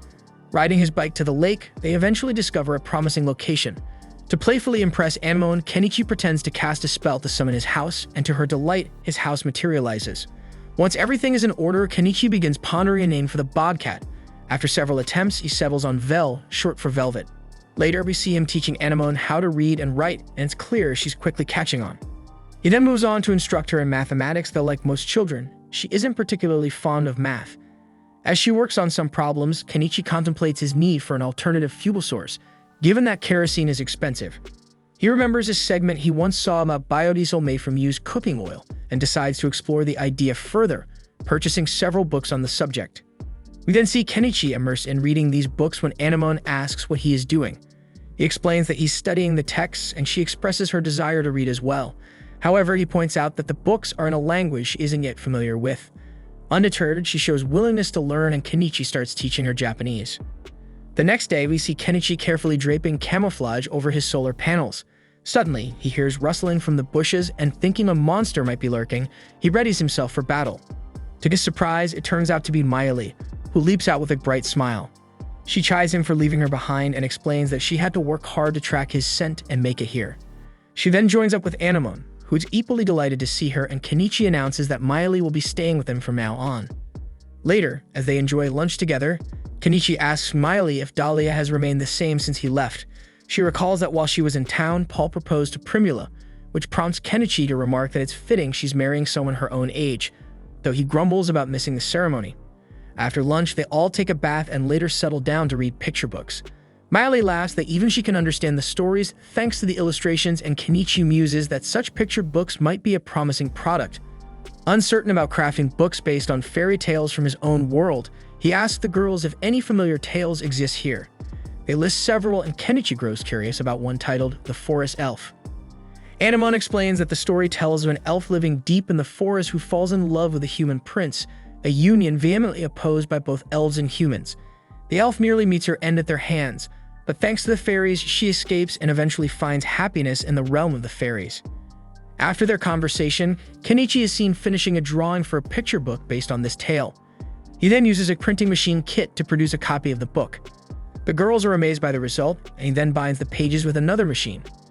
Finally, he presents a copy to each of them, and they are overjoyed to receive their own little treasure. A boat then approaches their house, and Kenichi asks Miley to take Anemone and keep her safe, as there might be company arriving. She nods in understanding, and Kenichi steps out to greet the guests, a crossbow in hand. The newcomers calmly instruct him to lower his weapon, revealing that they are residents of Santanka, the village across the lake. Kenichi inquires what they want, wondering if any local laws restrict habitation here. They assure him that there are none. They were merely curious, concerned that bandits might have set up camp in the area. Kenichi explains that he's merely a merchant, though they comment that he appears rather well armed. He clarifies that he had to flee his previous city due to trouble, so he prefers to be prepared for any eventuality. At that moment, the Bobcat comes over to Kenichi, clearly fawning over him. The Beastman concludes that there's no way Kenichi could be a bad person. The man on the boat then introduces himself as Crouton, while the Beastman introduces himself as Neamius. Kenichi also introduces himself, and Crouton reveals that he used to work for the government in Estrantia. Neamius surveys Kenichi's home and remarks that everything seems in order, prompting Crouton to apologize for having doubted him. Noticing the picture books Kenichi has produced, Crouton buys one for his daughter. After their brief visit, they depart, and Kenichi enjoys lunch with his companions. Later, we see Kenichi gathering herbs in the forest when Miley appears in a playful mood. She jumps on him, suggesting they should do it now that Anemone isn't around. Though Kenichi is initially hesitant, she drags him along, and they end up indulging in their intimate private rendezvous. Sometime afterward, Kenichi bolts out of his shed and plunges into the river. He explains that the shed had become unbearably hot, and he confesses that he was busy producing diesel, dangerous work involving toxic substances, but he managed to succeed in the end. Once finished, he notices that Anemone is upset with him, as he had been completely absorbed in making diesel over the past few days and neglected her. He asks if they should create a new picture book together, but she remains silent. Then he suggests that they head to Astrantia, and hearing this, Miley volunteers to accompany him, so Anemone happily agrees to join the journey as well. They then set off for the city, trailing after Miley, who's been there several times before. As they approach, Kenichi opts to finish the journey on foot. His first stop is the Adventurers Guild, where he informs the receptionist that he'd like to register with that branch. Both he and Miley present their current guild IDs. The receptionist steps into a back room with them and returns in a hurry, musing whether Kenichi is the fellow who defeated Shaga and Dahlia. Kenichi quickly tells her not to spill his personal details, but when she doesn't quite grasp his meaning, he insists she keep quiet. She agrees and informs him that the registration is complete, charging a fee of 1 silver coin for each of them. Shortly after, they grab a bite to eat. However, the girls aren't pleased with the soup because it lacks a proper stock after all they've grown accustomed to his cooking by now. In response, Kenichi adds some bonito stock to the soup, which finally wins them over. While eating, Kenichi notices a few suspicious figures prowling about, and he spots Crouton heading down a narrow alley with his daughter. Choosing not to interfere, he continues to survey the town until he and his companions come upon the Snowflake Tool Shop. Miley explains that the shop is run by an elderly mage, and Kenichi intriguedly ventures inside. There he finds something rather unusual and asks the old mage to explain its use. The old mage, who bristles at being called old, demonstrates its use by adding water and wine to it, after which the machine processes the mixture and outputs 2 separate streams. Kenichi deduces that the device is meant to separate substances from a mixture, and he quickly recognizes its potential for producing biodiesel without resorting to harsh chemicals. Curious about its cost, he inquires, and the mage states it's 5 gold coins, so he promptly purchases it. Not long after, Anemone enters carrying a grimoire and tells the mage she wishes to buy it. Kenichi's eyes light up the sight of a grimoire. He asks if reading one actually enables a person to wield magic, and the mage explains that it does, as long as the reader has inherent magical power. Intrigued, Kenichi examines the book and asks its price. It's 10 gold coins. He decides to buy it, but the mage informs him that she cannot let him take it immediately since all grimoires must be registered, and she asks him to return in a week. Later, we see them on their way back when they come across Nianias, who is in such a hurry that he quickly takes his leave.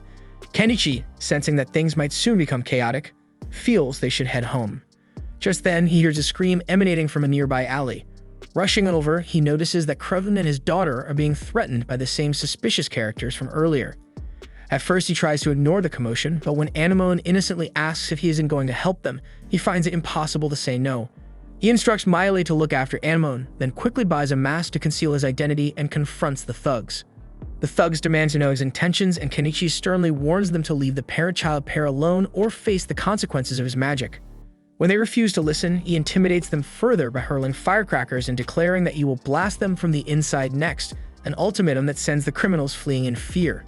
Although Crouton and his daughter are initially startled by his aggressive display, Kenichi soon reveals his true self, calming them down. Shortly thereafter, Nianias reappears, relieved to see that Crouton and his daughter are safe. Later on, Crouton thanks Kenichi for saving them, prompting Kenichi to inquire about the identities of the assailants. Crouton explains that they were grunts from Zutera, the notorious spice syndicate, men he had arrested several times during his government service, who have been targeting him ever since.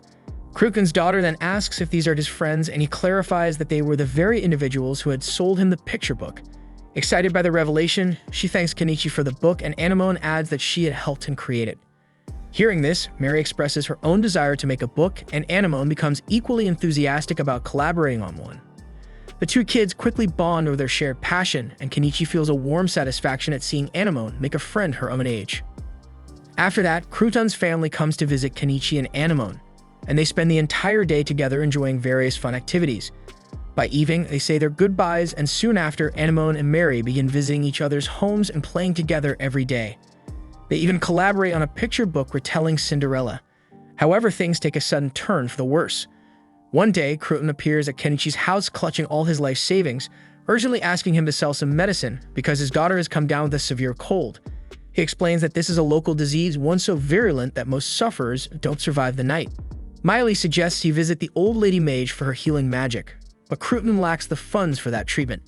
Instead, Kenichi provides him with a cold remedy meant for children, instructing him to give it to Mary and leaving the remaining costs on himself. Crouton departs and Kenichi sets off on his bike. Later, the old lady mage checks on Mary and reveals that her illness is called chicory fever. She explains that her healing magic isn't effective against this particular malady, which can only be cured with the seeds of chicory blooms found near the spring that feeds the river. Determined, Kenichi decides to gather the seeds immediately, and Crouton volunteers to accompany him. Although Kenichi warns that the journey will be dangerous, Crouton assures him he won't slow them down. Nyanas also decides to join the expedition. The three of them prepare to set out, and the old lady mage reminds them that she needs the seeds by tomorrow morning. Understanding the urgency, they embark on their quest. But unbeknownst to them, the thugs from earlier are secretly watching them, pleased to have found Crouton's home, and anticipating that the situation is about to get even more damn interesting. Kenichi and his group then reach the river's source, and Nyanas suddenly senses something approaching. Everyone tenses up, only to find out that it's just Vel making her entrance. Later, Kenichi purchases a boat to navigate the river and manages to secure one of those coveted chicory flower seeds. Crouton thanks him profusely, exclaiming that this seed might finally save his daughter. As they continue, both Nyanas and Vel spot a disturbance on the horizon. Kenichi soon realizes that a pack of black wolves is advancing, and he decides it's time for a grudge match. He swiftly summons two swords, handing one to Crouton and the other to Nyanas, and declares that he'll keep the wolves occupied while they rush back to Mary. Though Nyanas and Crouton hesitate to leave him behind, Kenichi insists that if they don't hurry, Mary's life could be in serious danger. Without wasting a moment, Kenichi launches an attack on the black wolves using a volley of fireworks, chasing after them while Nyanas and Crouton try to make their escape. However, the wolves turn and give chase instead, and soon the group notices that the goons from earlier are lurking nearby, and even someone among them appears to be controlling the wolves. Just then, the bobcat's keen sense picks up their scent, and she rounds up everyone from their hiding spots. Kenichi then spots a dropped flute, one that belongs to the dogman, and realizes that this creature is the one controlling the black wolves. So Kenichi urgently orders Nyanas and Crouton to get out while they still can, and they promptly make their escape. The dogman then scrambles to retrieve his flute, trying to command the black wolves to pursue his targets, but Kenichi is convinced that the wolves won't be able to outrun a catman. Yet the wolves seem immune to the dogman's orders, their instincts alerting them to something ominous nearby. Suddenly, a massive shadowy beast emerges from the gloom and swiftly takes down the dogman. The goons scatter in terror, but Kenichi, ever the fool, sticks around to watch the carnage unfold. As the beast draws closer, Kenichi fires his crossbow at it. At that very moment, the bobcat leaps onto the beast to distract it, while Kenichi unleashes a barrage of firecrackers, 10 times his usual amount. The brainless beast surprisingly catches the fireworks in its gaping maw, and the explosions detonate inside, visibly weakening it. Not one to be outdone, Kenichi then summons his backhoe and charges at the beast from behind, delivering a crushing blow to its head that brings it down. Surveying the scene, he notices the dogman lying unconscious, and the scene then fades as Kenichi heads back to Crouton's house. Kenichi inquires about Mary and soon learns that the worst is over, and Crouton and his wife gratefully thank him for saving their daughter. Though Kenichi insists he's not one to go around playing the hero, he admits that it was a welcome change of pace. Later, he pulls Crouton aside outside the house and confides that earlier he had saved the dogman, extracting a promise from him never to harm Crouton or his family. The dogman agreed, though he warned that he couldn't control others who might bear a grudge against Crouton. Sensing the danger, Kenichi advises Crouton to relocate his family so they'll no longer be at risk. Crouton laments that he has nowhere else to go, and he even can't move to Dahlia, either because Zugara is linked to Bacopa. Sensing a solution, Kenichi mentions he has a lead, Paul's domain, which was formed recently. He even offers to write a letter of recommendation given his friendship with the Baron, and though Crouton is thrilled at the prospect, he asks for time to consider the decision. Kenichi understands that abandoning one's homeland requires a certain resolve. The next day, when Kenichi returns home, Miley is furious that she wasn't included in such a fun adventure. Kenichi explains that he simply didn't have the time to bring her along, and he also needed someone to watch over Anemone. Miley eventually accepts his explanation, and Anemone expresses heartfelt gratitude for Mary's rescue. A few days later, Crouton and Nyanas depart the city, heading towards Paul's barony, while Crouton's wife and daughters remain behind because Mary is still unwell, and they plan to join him at the barony later. Later, Miley's sensitive nose picks up the scent of a dogman lurking near their house, the same one from earlier. He remarks that it's a relief that Crouton has left, recalling how he warned them that many still harbored grudges against Crouton, but now they needn't worry since he has taken care of those troublemakers. Although Miley remains distrustful of anything a Dodman might say, but the Dodman insists that his loyalty is not to be taken lightly before taking his leave. When Kenichi asks if he's off somewhere, the Dodman reveals that he can no longer live in this city. Later, we see Kenichi at the guild where he has arranged for the beast from earlier to be butchered. The local butcher is astonished to see him arriving with a tusked bear and Tao and asks how the hell you managed to take down something so enormous, which Kenichi says that it's just mere luck. Kenichi then instructs the local butcher to have the meat and the embedded magic stone scooped out because he will sell off the remaining parts. The butcher sets to work immediately, though he warns that it will take until evening to complete the task. With nothing else to do, Kenichi decides to head home for a short break. As he passes by a particular hotel, a sudden chill runs down his spine, so he wonders if someone might be discussing him. Inside the hotel, a familiar face can be seen searching for someone, adding to his unease. Later back at his house, Kenichi fires up his magical contraption to produce biodiesel. He accomplishes this effortlessly and marvels that his production cost has dropped by a factor of 10. Testing the new oil in his generator, he's pleased to see that it runs smoothly. That evening, Kenichi decides to return to the city, informing Miley and Anemone that he'll spend the night there if it gets too late. He makes a beeline for the old lady's shop, where the proprietor informs him that the registration for the grimoire is complete and hands it over. Kenichi notices that the grimoire has a magic stone embedded in its cover. The old lady explains that this stone is integral. The incantation recorded within the book is linked to it, and without the stone, the spell will never activate.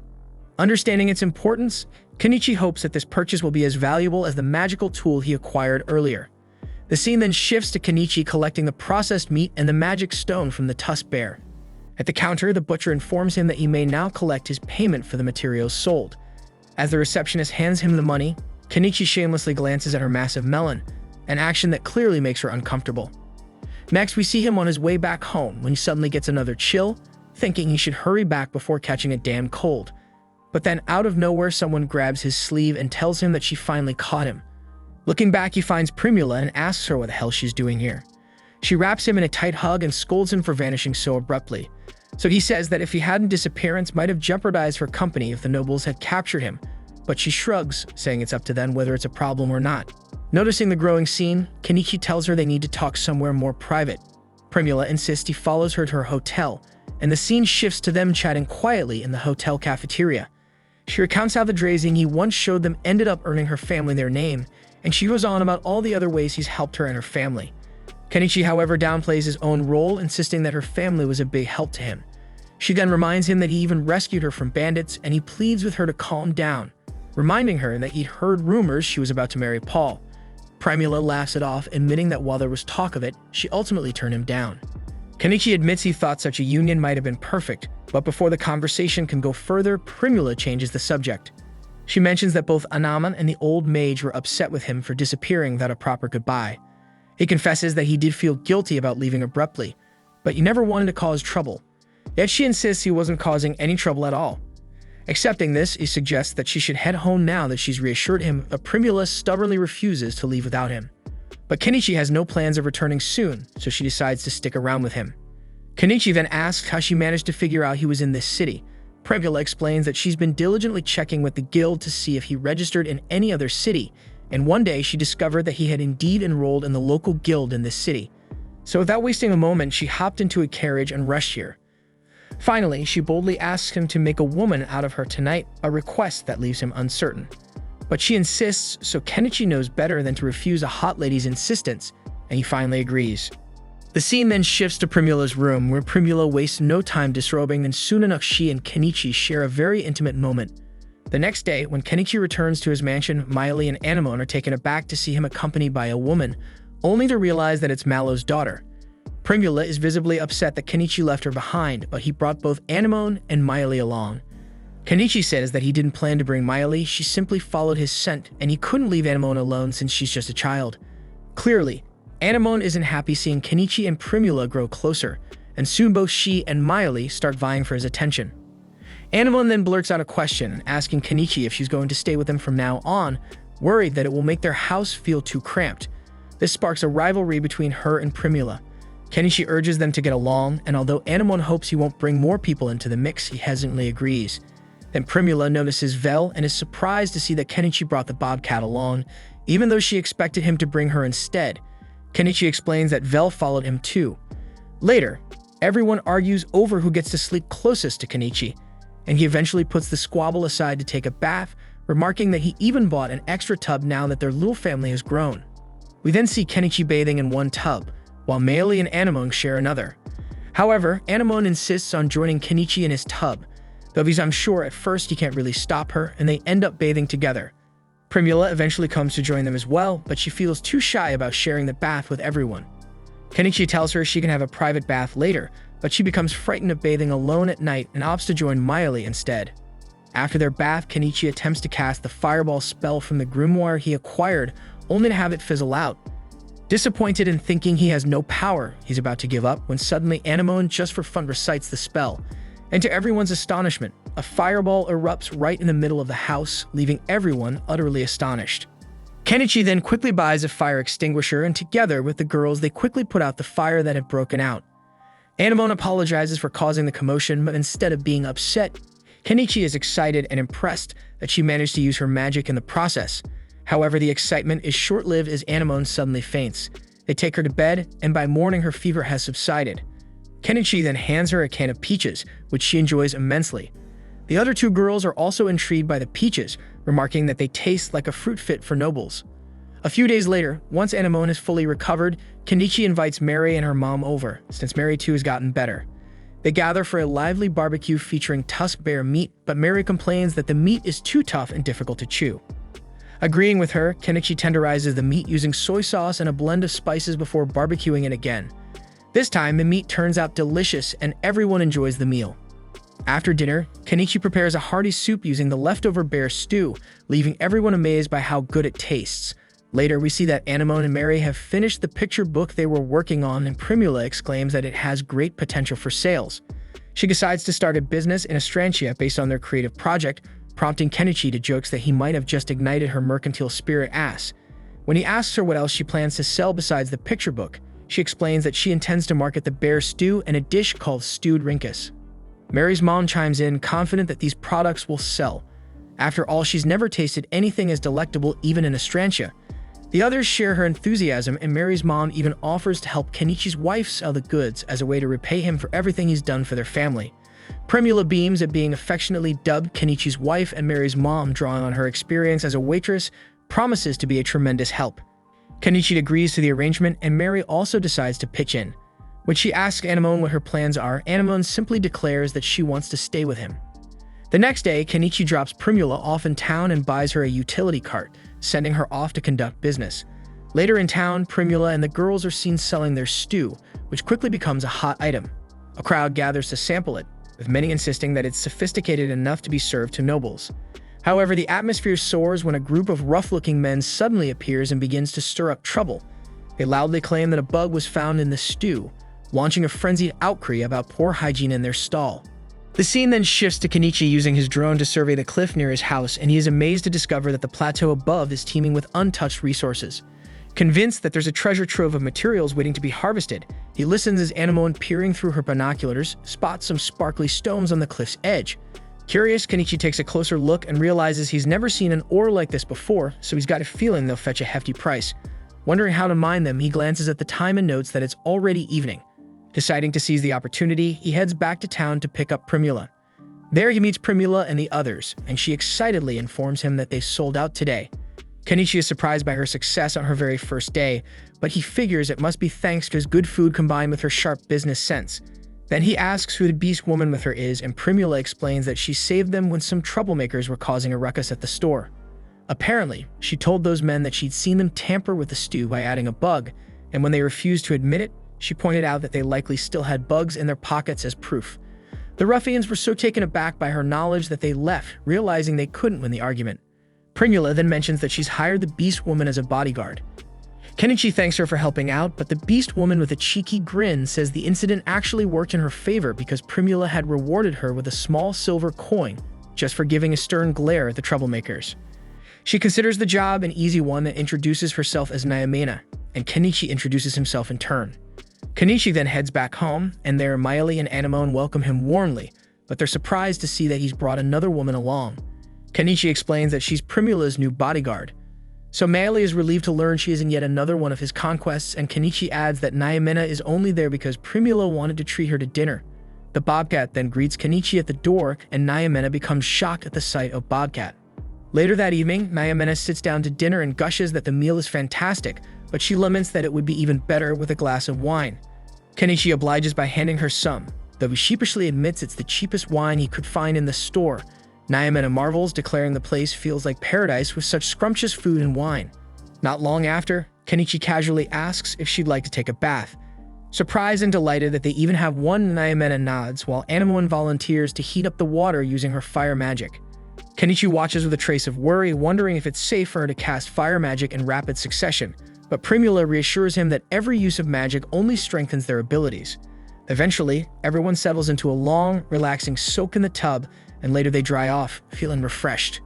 Afterwards, Naomina admires the beds, confessing that she could live here forever, but Mayuri quickly objects, pointing out that the house is already cramped with the 4 of them.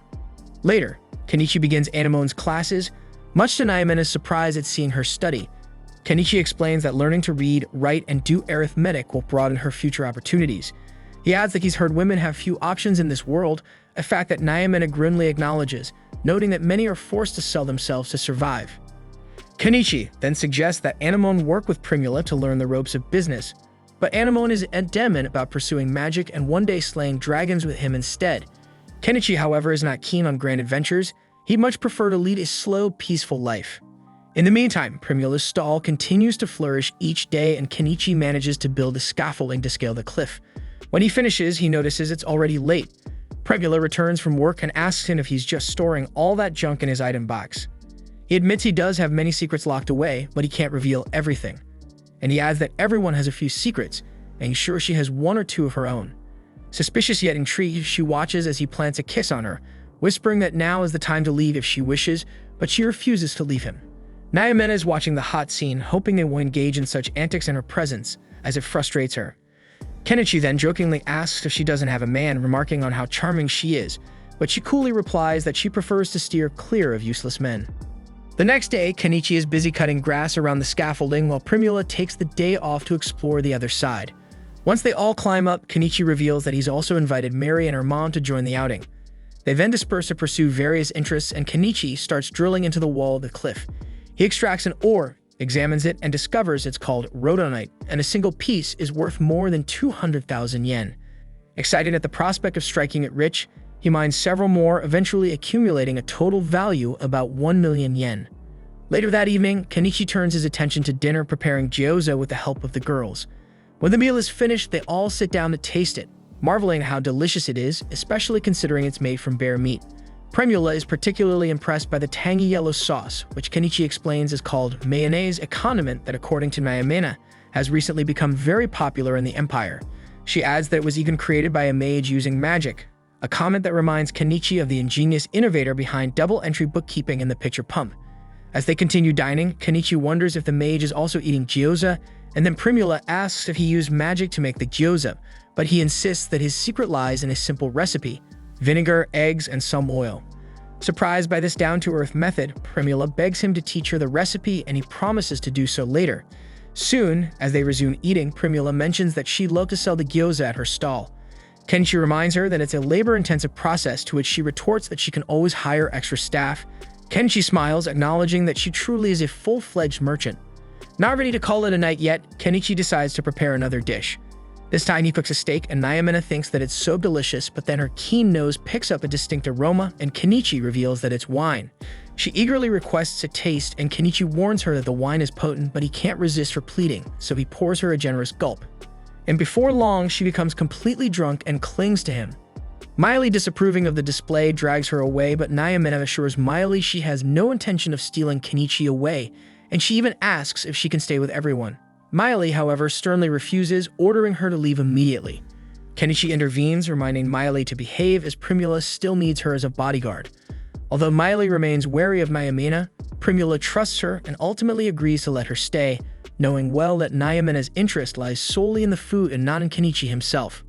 Later, we see that Naomina has set up her own room in the shed, She casually asks Kenichi if she needs to pay rent, to which he replies that she doesn't. Teasingly, she asks if he's trying to tame her, but Kenichi laughs it off, saying he isn't, and he just wants her to keep helping out Primula. As he moves to leave, Nyamena leans in and playfully asks if he's not going to do anything to her after spending a room alone with her. Just then, Miley steps in, diffusing the tension before anything perv happens. Both Nyamena and Miley tell Kenichi that he's free to do as he pleases with them, leaving him momentarily bewildered about what the hell to do next. A month later, Primula's stall has expanded so much that it's now known as Corolla. She's hired new staff, one of whom is named Iris, who is training to become the chef for a new branch she plans to open. As more time passes, Kenichi reveals that he's managed to mine rhodonite worth 15 million yen.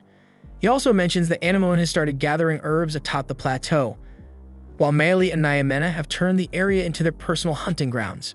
Soon after, it's announced that Corolla has rented a warehouse in the city, and they've begun preparing their products there. Daily profits range from 150,000 to 200,000 yen, with an estimated annual profit exceeding 70 million yen. With enough staff on board to open 2 new branches, Iris has even taken on the role of trainer for the other chefs. Kenichi marvels at this success, remarking that this is the true power of a top-class merchant, and that Primula is operating on an entirely different level than he is. That night, as the group winds down, Primula thanks Kenichi, saying that all her success is thanks to his delicious food. Kenichi reflects that the power of his old world is not something to be trifled with, and he silently hopes that this prosperous trend will continue, though he knows that change is inevitable. Elsewhere, the Queen is in conversation with Princess Lilith. The Queen informs Lilith that the bandits near Dahlia have been defeated, apparently by a mage capable of summoning iron beasts. Lilith comments that such a feat must be a heavy blow to the royalist faction, and she wonders aloud who could have possibly summoned those iron beasts. The Queen then reveals that the mage in question has taken up residence in Estrantia, an unexpected twist of fate that intrigues Lilith. The Queen states that the spirits must have guided him there, hinting that something significant is about to unfold in that region. The following day, Primula introduces herself to Mr. Eupatorium's wife, Canon, and they engage in a friendly conversation about her father's company and their thriving trade business. Meanwhile, Kenichi pays a visit to the old witch to purchase a book on explosion magic. As a kind gesture, the old witch also presents Anemone with a gift, a book devoted to household magic. Later that evening, while gathered with his friends, Primula informs Kenichi that Lady Canon is in need of an elegant brooch. Apparently, during her recent trip to Dahlia City, she had taken notice of the brooches sold by Mallow's company and left the city in a state of discontent. In response, Kenichi hands Primula a beautifully carved stone featuring the likeness of a woman. When Primula examines it, she is struck by the resemblance to Lady Canon. So Kenichi instructs her to present it to Canon, emphasizing that he made it especially for her. The next morning, Miley brings news to Kenichi about some newly discovered dungeons in the area, details she had withheld previously to keep Nyamena in the dark, as she still harbors a dislike for her. Not long after, Anemone declares her desire to join the expedition, and Kenichi readily agrees. Setting off together, the group is captivated by the dungeon's breathtaking beauty, prompting Kenichi to snap some photos with his camera. They soon come across several glittering crystals, and Kenichi employs a rocket tool to collect them, hoping these valuable finds will fetch a fortune. But suddenly, a strange presence emerges, and it's a giant spider, so instantly they brace themselves for battle. Kenichi then fires his crossbow at the monstrous arachnid, but his bolts seem ineffective. Miley then takes aim with her bow, targeting the spider's eyes, which weakens it noticeably. So Kenichi instructs Anemone to use her magic to strike at its eyes as well, but fear holds her back, and the spider launches a vicious attack, forcing the team to retreat. Outside the dungeon, an ashamed Anemone apologizes to Kenichi for her hesitation, and he gently reassures her that she's still too young for such perilous escapades. That night, as everyone soaks in hot water to unwind, Nyamena seethes with anger for not being informed about the dungeon expedition. Undeterred, Kenichi announces that he plans to return to extract more crystals. This time, Nyamena insists on joining the next trip, especially since Primula has taken a few days off from work, and Kenichi agrees. Later, in a quieter moment, Kenichi informs Anemone that he has finished recording the new spell book. Brimming with excitement, Anemone eagerly opens the book to read, but Kenichi quickly intervenes, advising her that she should continue her training first before diving into the contents of the book that will burn the whole house. The next morning, the group resumes their training before heading back into the dungeon. Kenichi picks up where he left off, meticulously collecting crystals along the way. Suddenly, the giant spider reappears, prompting the team to spring into action according to their carefully laid plan. The girls quickly hurl poison at the arachnid to disrupt its web spinning, while Anemone seizes the moment to launch a fiery fireball that incinerates it completely. With the threat vanquished, the group continues their exploration, until the spider reappears and another fierce battle erupts. Just as tensions rise, a second spider emerges, this time revealed to be a female. Kenichi deduces that the larger female is likely the nest guardian, remaining in her lair while the now-deceased male once roamed in search of food. Since she can no longer hunt, he figures that she will eventually perish from starvation. The group decides to leave, but the female spider blocks their exit. The girls again attempt to neutralize the threat by throwing poison, and Anemone casts a series of spells, but nothing seems to budge the relentless creature, which continues its assault without retreating. Thinking quickly, Kenichi devises a new strategy. He purchases a bulldozer. With Anemone at his side, he rides the machine straight at the spider. He swings the bulldozer's shovel with all his might, but the creature clings stubbornly to the metal and even begins climbing it. In a swift counter, Anemone unleashes a burst of magic to knock the spider off balance, giving Kenichi the opening he needs.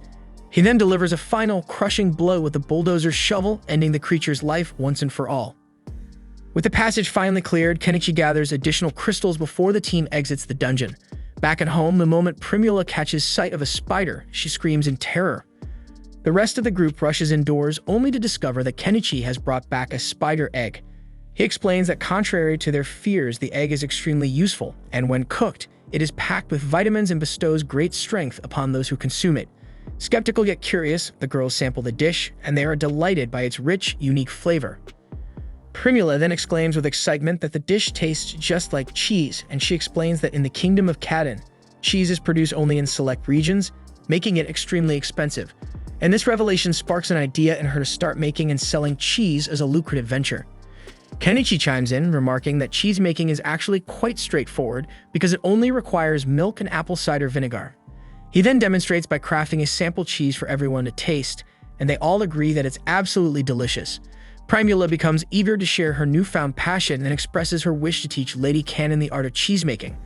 However, Kenichi initially refuses, explaining that he doesn't want to deal with nobles. Noticing that there's more behind her insistence, he presses for details, and Primula confesses that just a few days earlier, the corrupt merchant Thugalum had been harassing her at her stall. Although Nyamena urged her to inform Kenichi, Primula begged her to keep it quiet. Immediately, Kenichi vows to protect Primula from the unscrupulous merchant. Yet Primula is determined to settle the matter on her own terms through savvy business tactics and convinces Kenichi to let her handle it. Relenting, he agrees that Primula should go ahead and even teach Lady Canon the cheesemaking process. The next morning, with Lady Canon's assistance, Thugalum receives a stern letter warning him to stay away from Primula's shop. And later we see Primula and the girls running their restaurant with infectious enthusiasm and success. In another twist, Queen Canon herself pays a visit to Kenichi's home. He welcomes her warmly, and she expresses admiration for his adventures, especially his tireless efforts to help the weak. Intrigued, Kenichi asks why she traveled all this way to see him. But before she can answer, the queen suddenly seems to fall ill, her face paling as she grows weak and dizzy, leaving everyone concerned about her well-being. But anyway, it turns out that everything was just an act on her part because she needed something from Kenichi. Essentially, her husband, Mr. Eupatorium, was tasked with building a canal through the kingdom. However, he's running dangerously behind schedule, and if the project isn't completed soon, his funding will be cut and his land might be seized. With 15 kilometers of the canal still left to construct and a deadline of 1 month looming, Lady Canon begs Kenichi to lend his assistance. She even offers him any reward he desires, even her body, but Kenichi firmly tells her that he's not interested in that shit. Disappointed by his refusal, Lady Canon isn't ready to give up just yet. She offers Kenichi a special grimoire called High Protection as his reward. Although Kenichi isn't entirely sure what High Protection entails, Nyamena explains that it's an extremely powerful spell capable of blocking any attack, a prospect that immediately piques his interest, especially since it could help protect Anemone. Convinced by this offer, Kenichi agrees to help her, but before any construction can commence, he needs funds. He asks Lady Canon to give him any unused furniture she might have, so that he can appraise it using his system and raise the necessary money.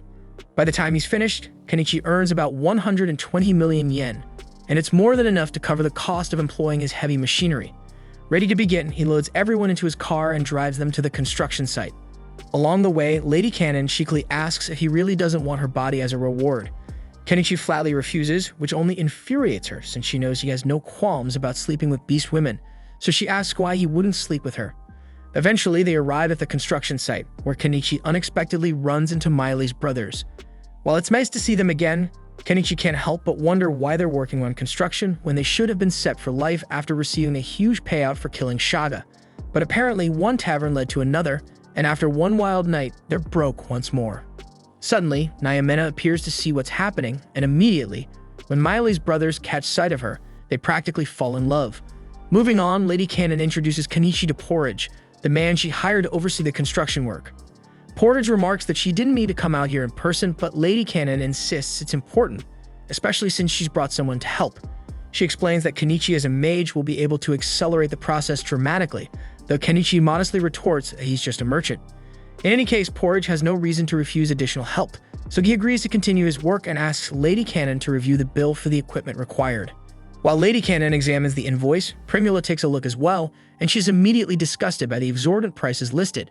She pleads with Lady Cannon to let her handle the bill, and after reading through the entire document, she becomes convinced that Porridge is trying to rip her off. Porridge defends himself, arguing that he needs to make a profit from the deal, and that there aren't any other merchants who could supply 1,000 axes as easily as he could. But he's quickly proven wrong when Primula turns to Kenichi and asks if he can source 1,000 axes. Kenichi promptly purchases the axes from his store and asks Lady Cannon if an axe like this will suffice. She replies that it's perfect, but she's curious about the cost. Primula then chimes in explaining that Lady Cannon would only need to pay 1 silver coin per axe, a ridiculously low price.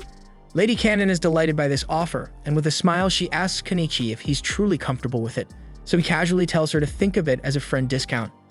Overjoyed, Lady Cannon declares that she will buy the axes from Kenichi instead and promptly fires Porridge. Enraged, Porridge reminds her that he represents the Thogalum Trading Company and that defying them could spell serious trouble. Kenichi recalls that Thogalum was behind all the issues at Primula's stall and that he wields such influence that even the Lord occasionally seeks his help, so getting on his bad side would surely cause more problems. However, with the construction of the canal taking precedence, everyone quickly shifts their focus to work. Then, since Kenichi's backhoe is going to be used extensively, he knows he'll need a lot of fuel. He pours out 3 basins worth of fuel, and within minutes, the work finally begins. Kenichi's machine proves to be a tremendous asset, accomplishing in mere minutes what would have taken them hours to complete. After a long day of work, Kenichi cooks up a hearty meal for his friends and graciously offers some to Lady Cannon. She's pleasantly surprised that he can whip up such delicious food right in the middle of the forest, and every bite tastes absolutely divine. Noticing Miley's brothers eyeing the food from a distance, Kenichi invites them to join in. But they aren't the only ones feeling the hunger. Nearly all the workers are famished as their usual tavern is in the city and the journey there's far too expensive. Feeling sympathy for the laborers, Primula comes up with a clever idea and asks Kenichi for permission to use his recipe to feed everyone. Of course, she'll still charge a fair price so that the meals remain affordable. The workers are overjoyed to have such nourishing food available, and soon the work site transforms into a festive gathering, much to Lady Cannon's delight at the newfound liveliness. Later that evening, Kenichi sets up a makeshift bath and invites Lady Cannon to use it to freshen up. She's amazed that he can create a proper bath in the midst of the woods. However, as Kenichi prepares to leave, Lady Cannon suddenly grabs his arm and orders him to join her in the bath. Kenichi struggles to resist because technically he is married to Primula and has responsibilities toward Anemone, so he simply can't indulge in such moments whenever he wishes. Lady Cannon, however, admires how deeply Kenichi cares for his family, something she never experienced as her own family barely acknowledged her individuality, caring only about whom she would marry. Kenichi sympathetically remarks that sounds sad, but quickly adds that it's none of his business, and he hurries out of the bathroom before Lady Cannon can make another attempt at seduction. The next morning, Kenichi rises early and immediately notices Lady Cannon hard at work, distributing food to all the laborers. For a brief moment, a mischievous thought flits across his mind. Perhaps it wouldn't be so terrible to make Lady Cannon taste of his Japanese stick. But almost immediately, all the girls crowd around him, clearly picking up on his fleeting thought. He quickly dismisses it, insisting that he wouldn't actually sleep with Lady Cannon because she's married, and he's smart enough to avoid such drama. Lady Cannon, for her part, understands that Kenichi isn't interested in her romantically, but she's determined. With a whole month ahead of them, she's convinced that sooner or later she'll make him give in. A few moments later, Porridge and one of his associates return to the worksite, grumbling that none of the workers have been patronizing the tavern they run. Primula explains that it's because she started selling food at an affordable price right there at the site, so the workers no longer need to travel into the city. She makes it clear that the loss of customers isn't because she stole them, but simply because the tavern's prices were sky high. She adds that if they ever hope to recover, they'll need to be more honest in their business practices. After that, work goes on as usual, and once the trees are felled, Kenichi drives his backhoe to gather all the wood and debris into his storage. Progress on the canal is steady, and by noon, Lady Cannon's servants finally arrive, swelling the number of people on site. Soon, water becomes an issue. Although Kenichi could purchase water from his store, the cost is prohibitive. Instead, he decides to strike a deal with the beast folk.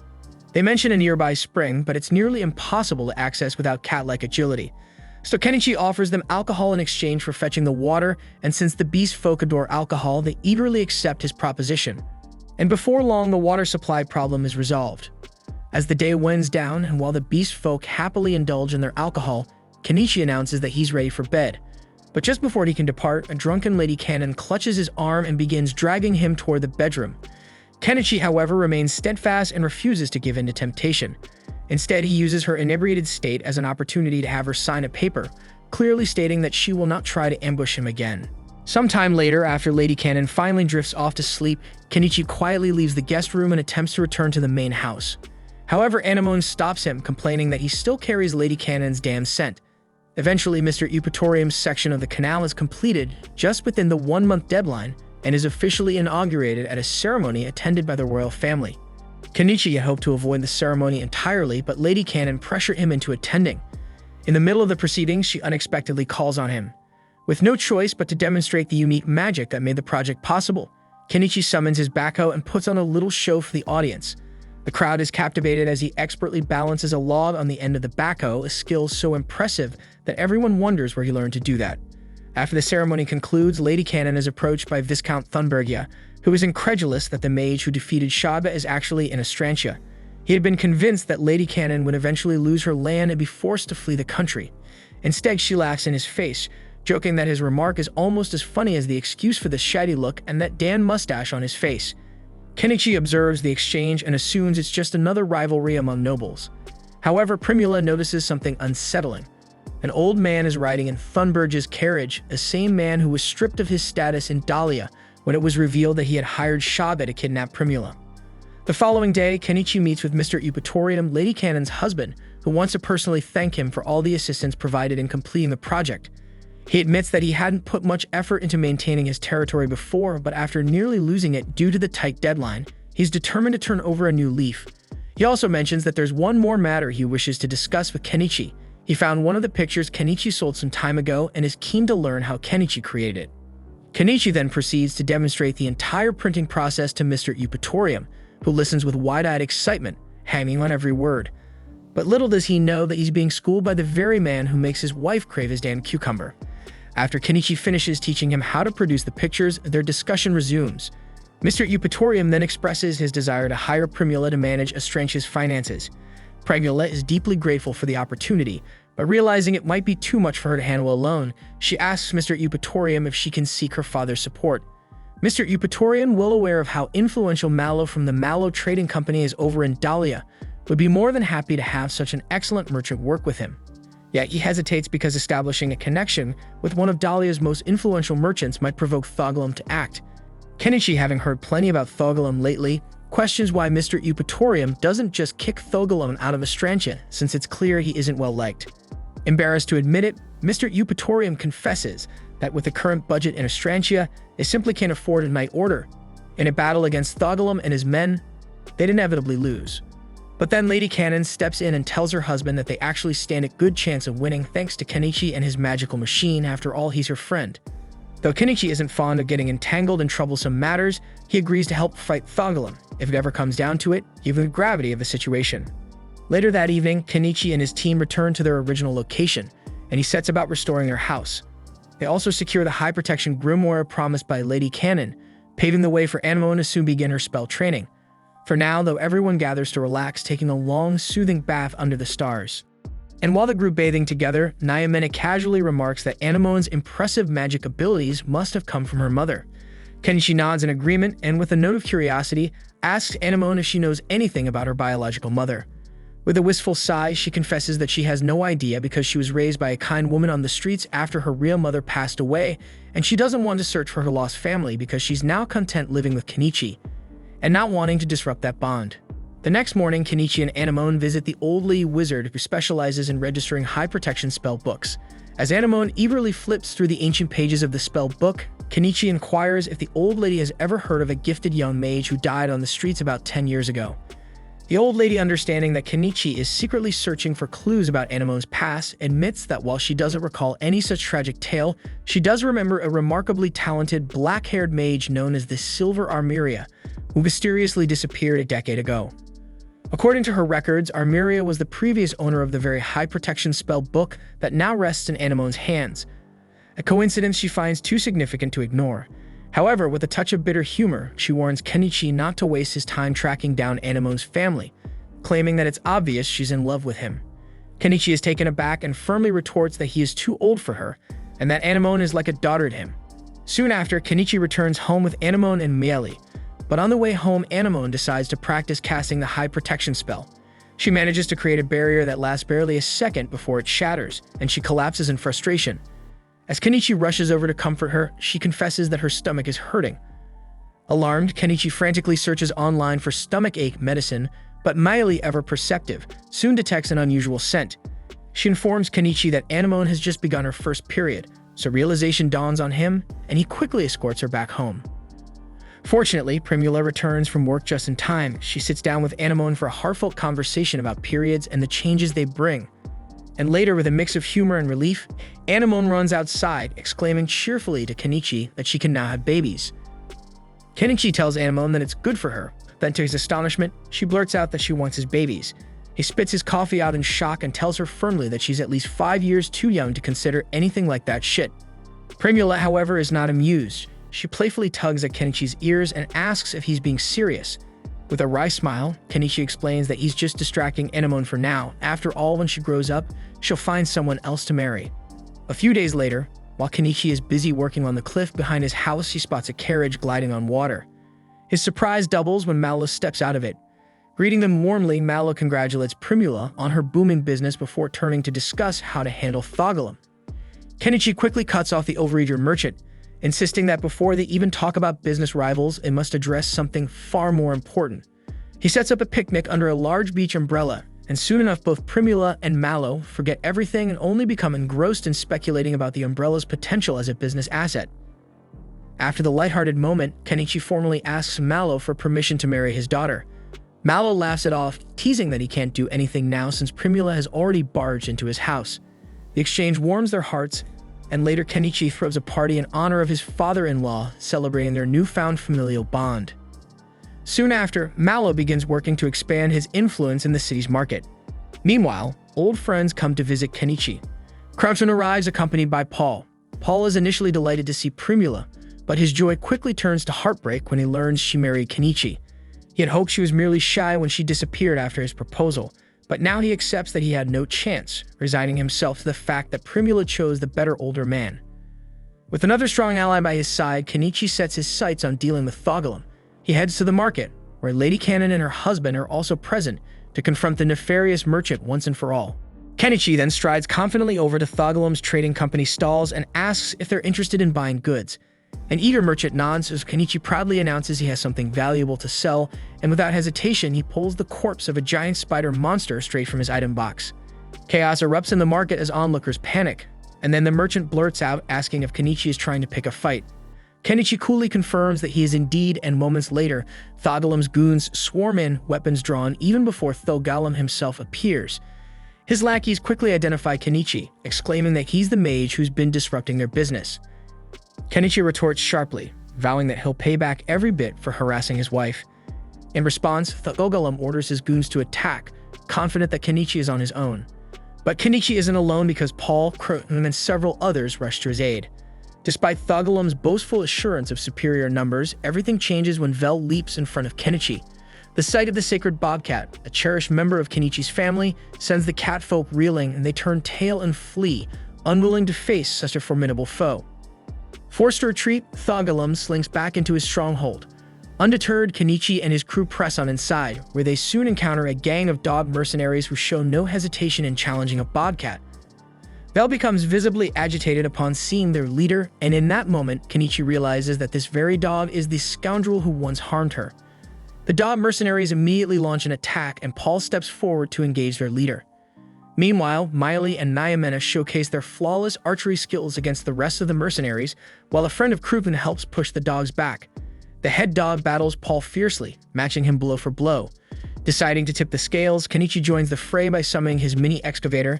He starts demolishing Thogolem's estate, hurling stones at the goons to knock them out cold. Realizing he's now isolated, Thogolem attempts to flee, but Kenichi gives chase.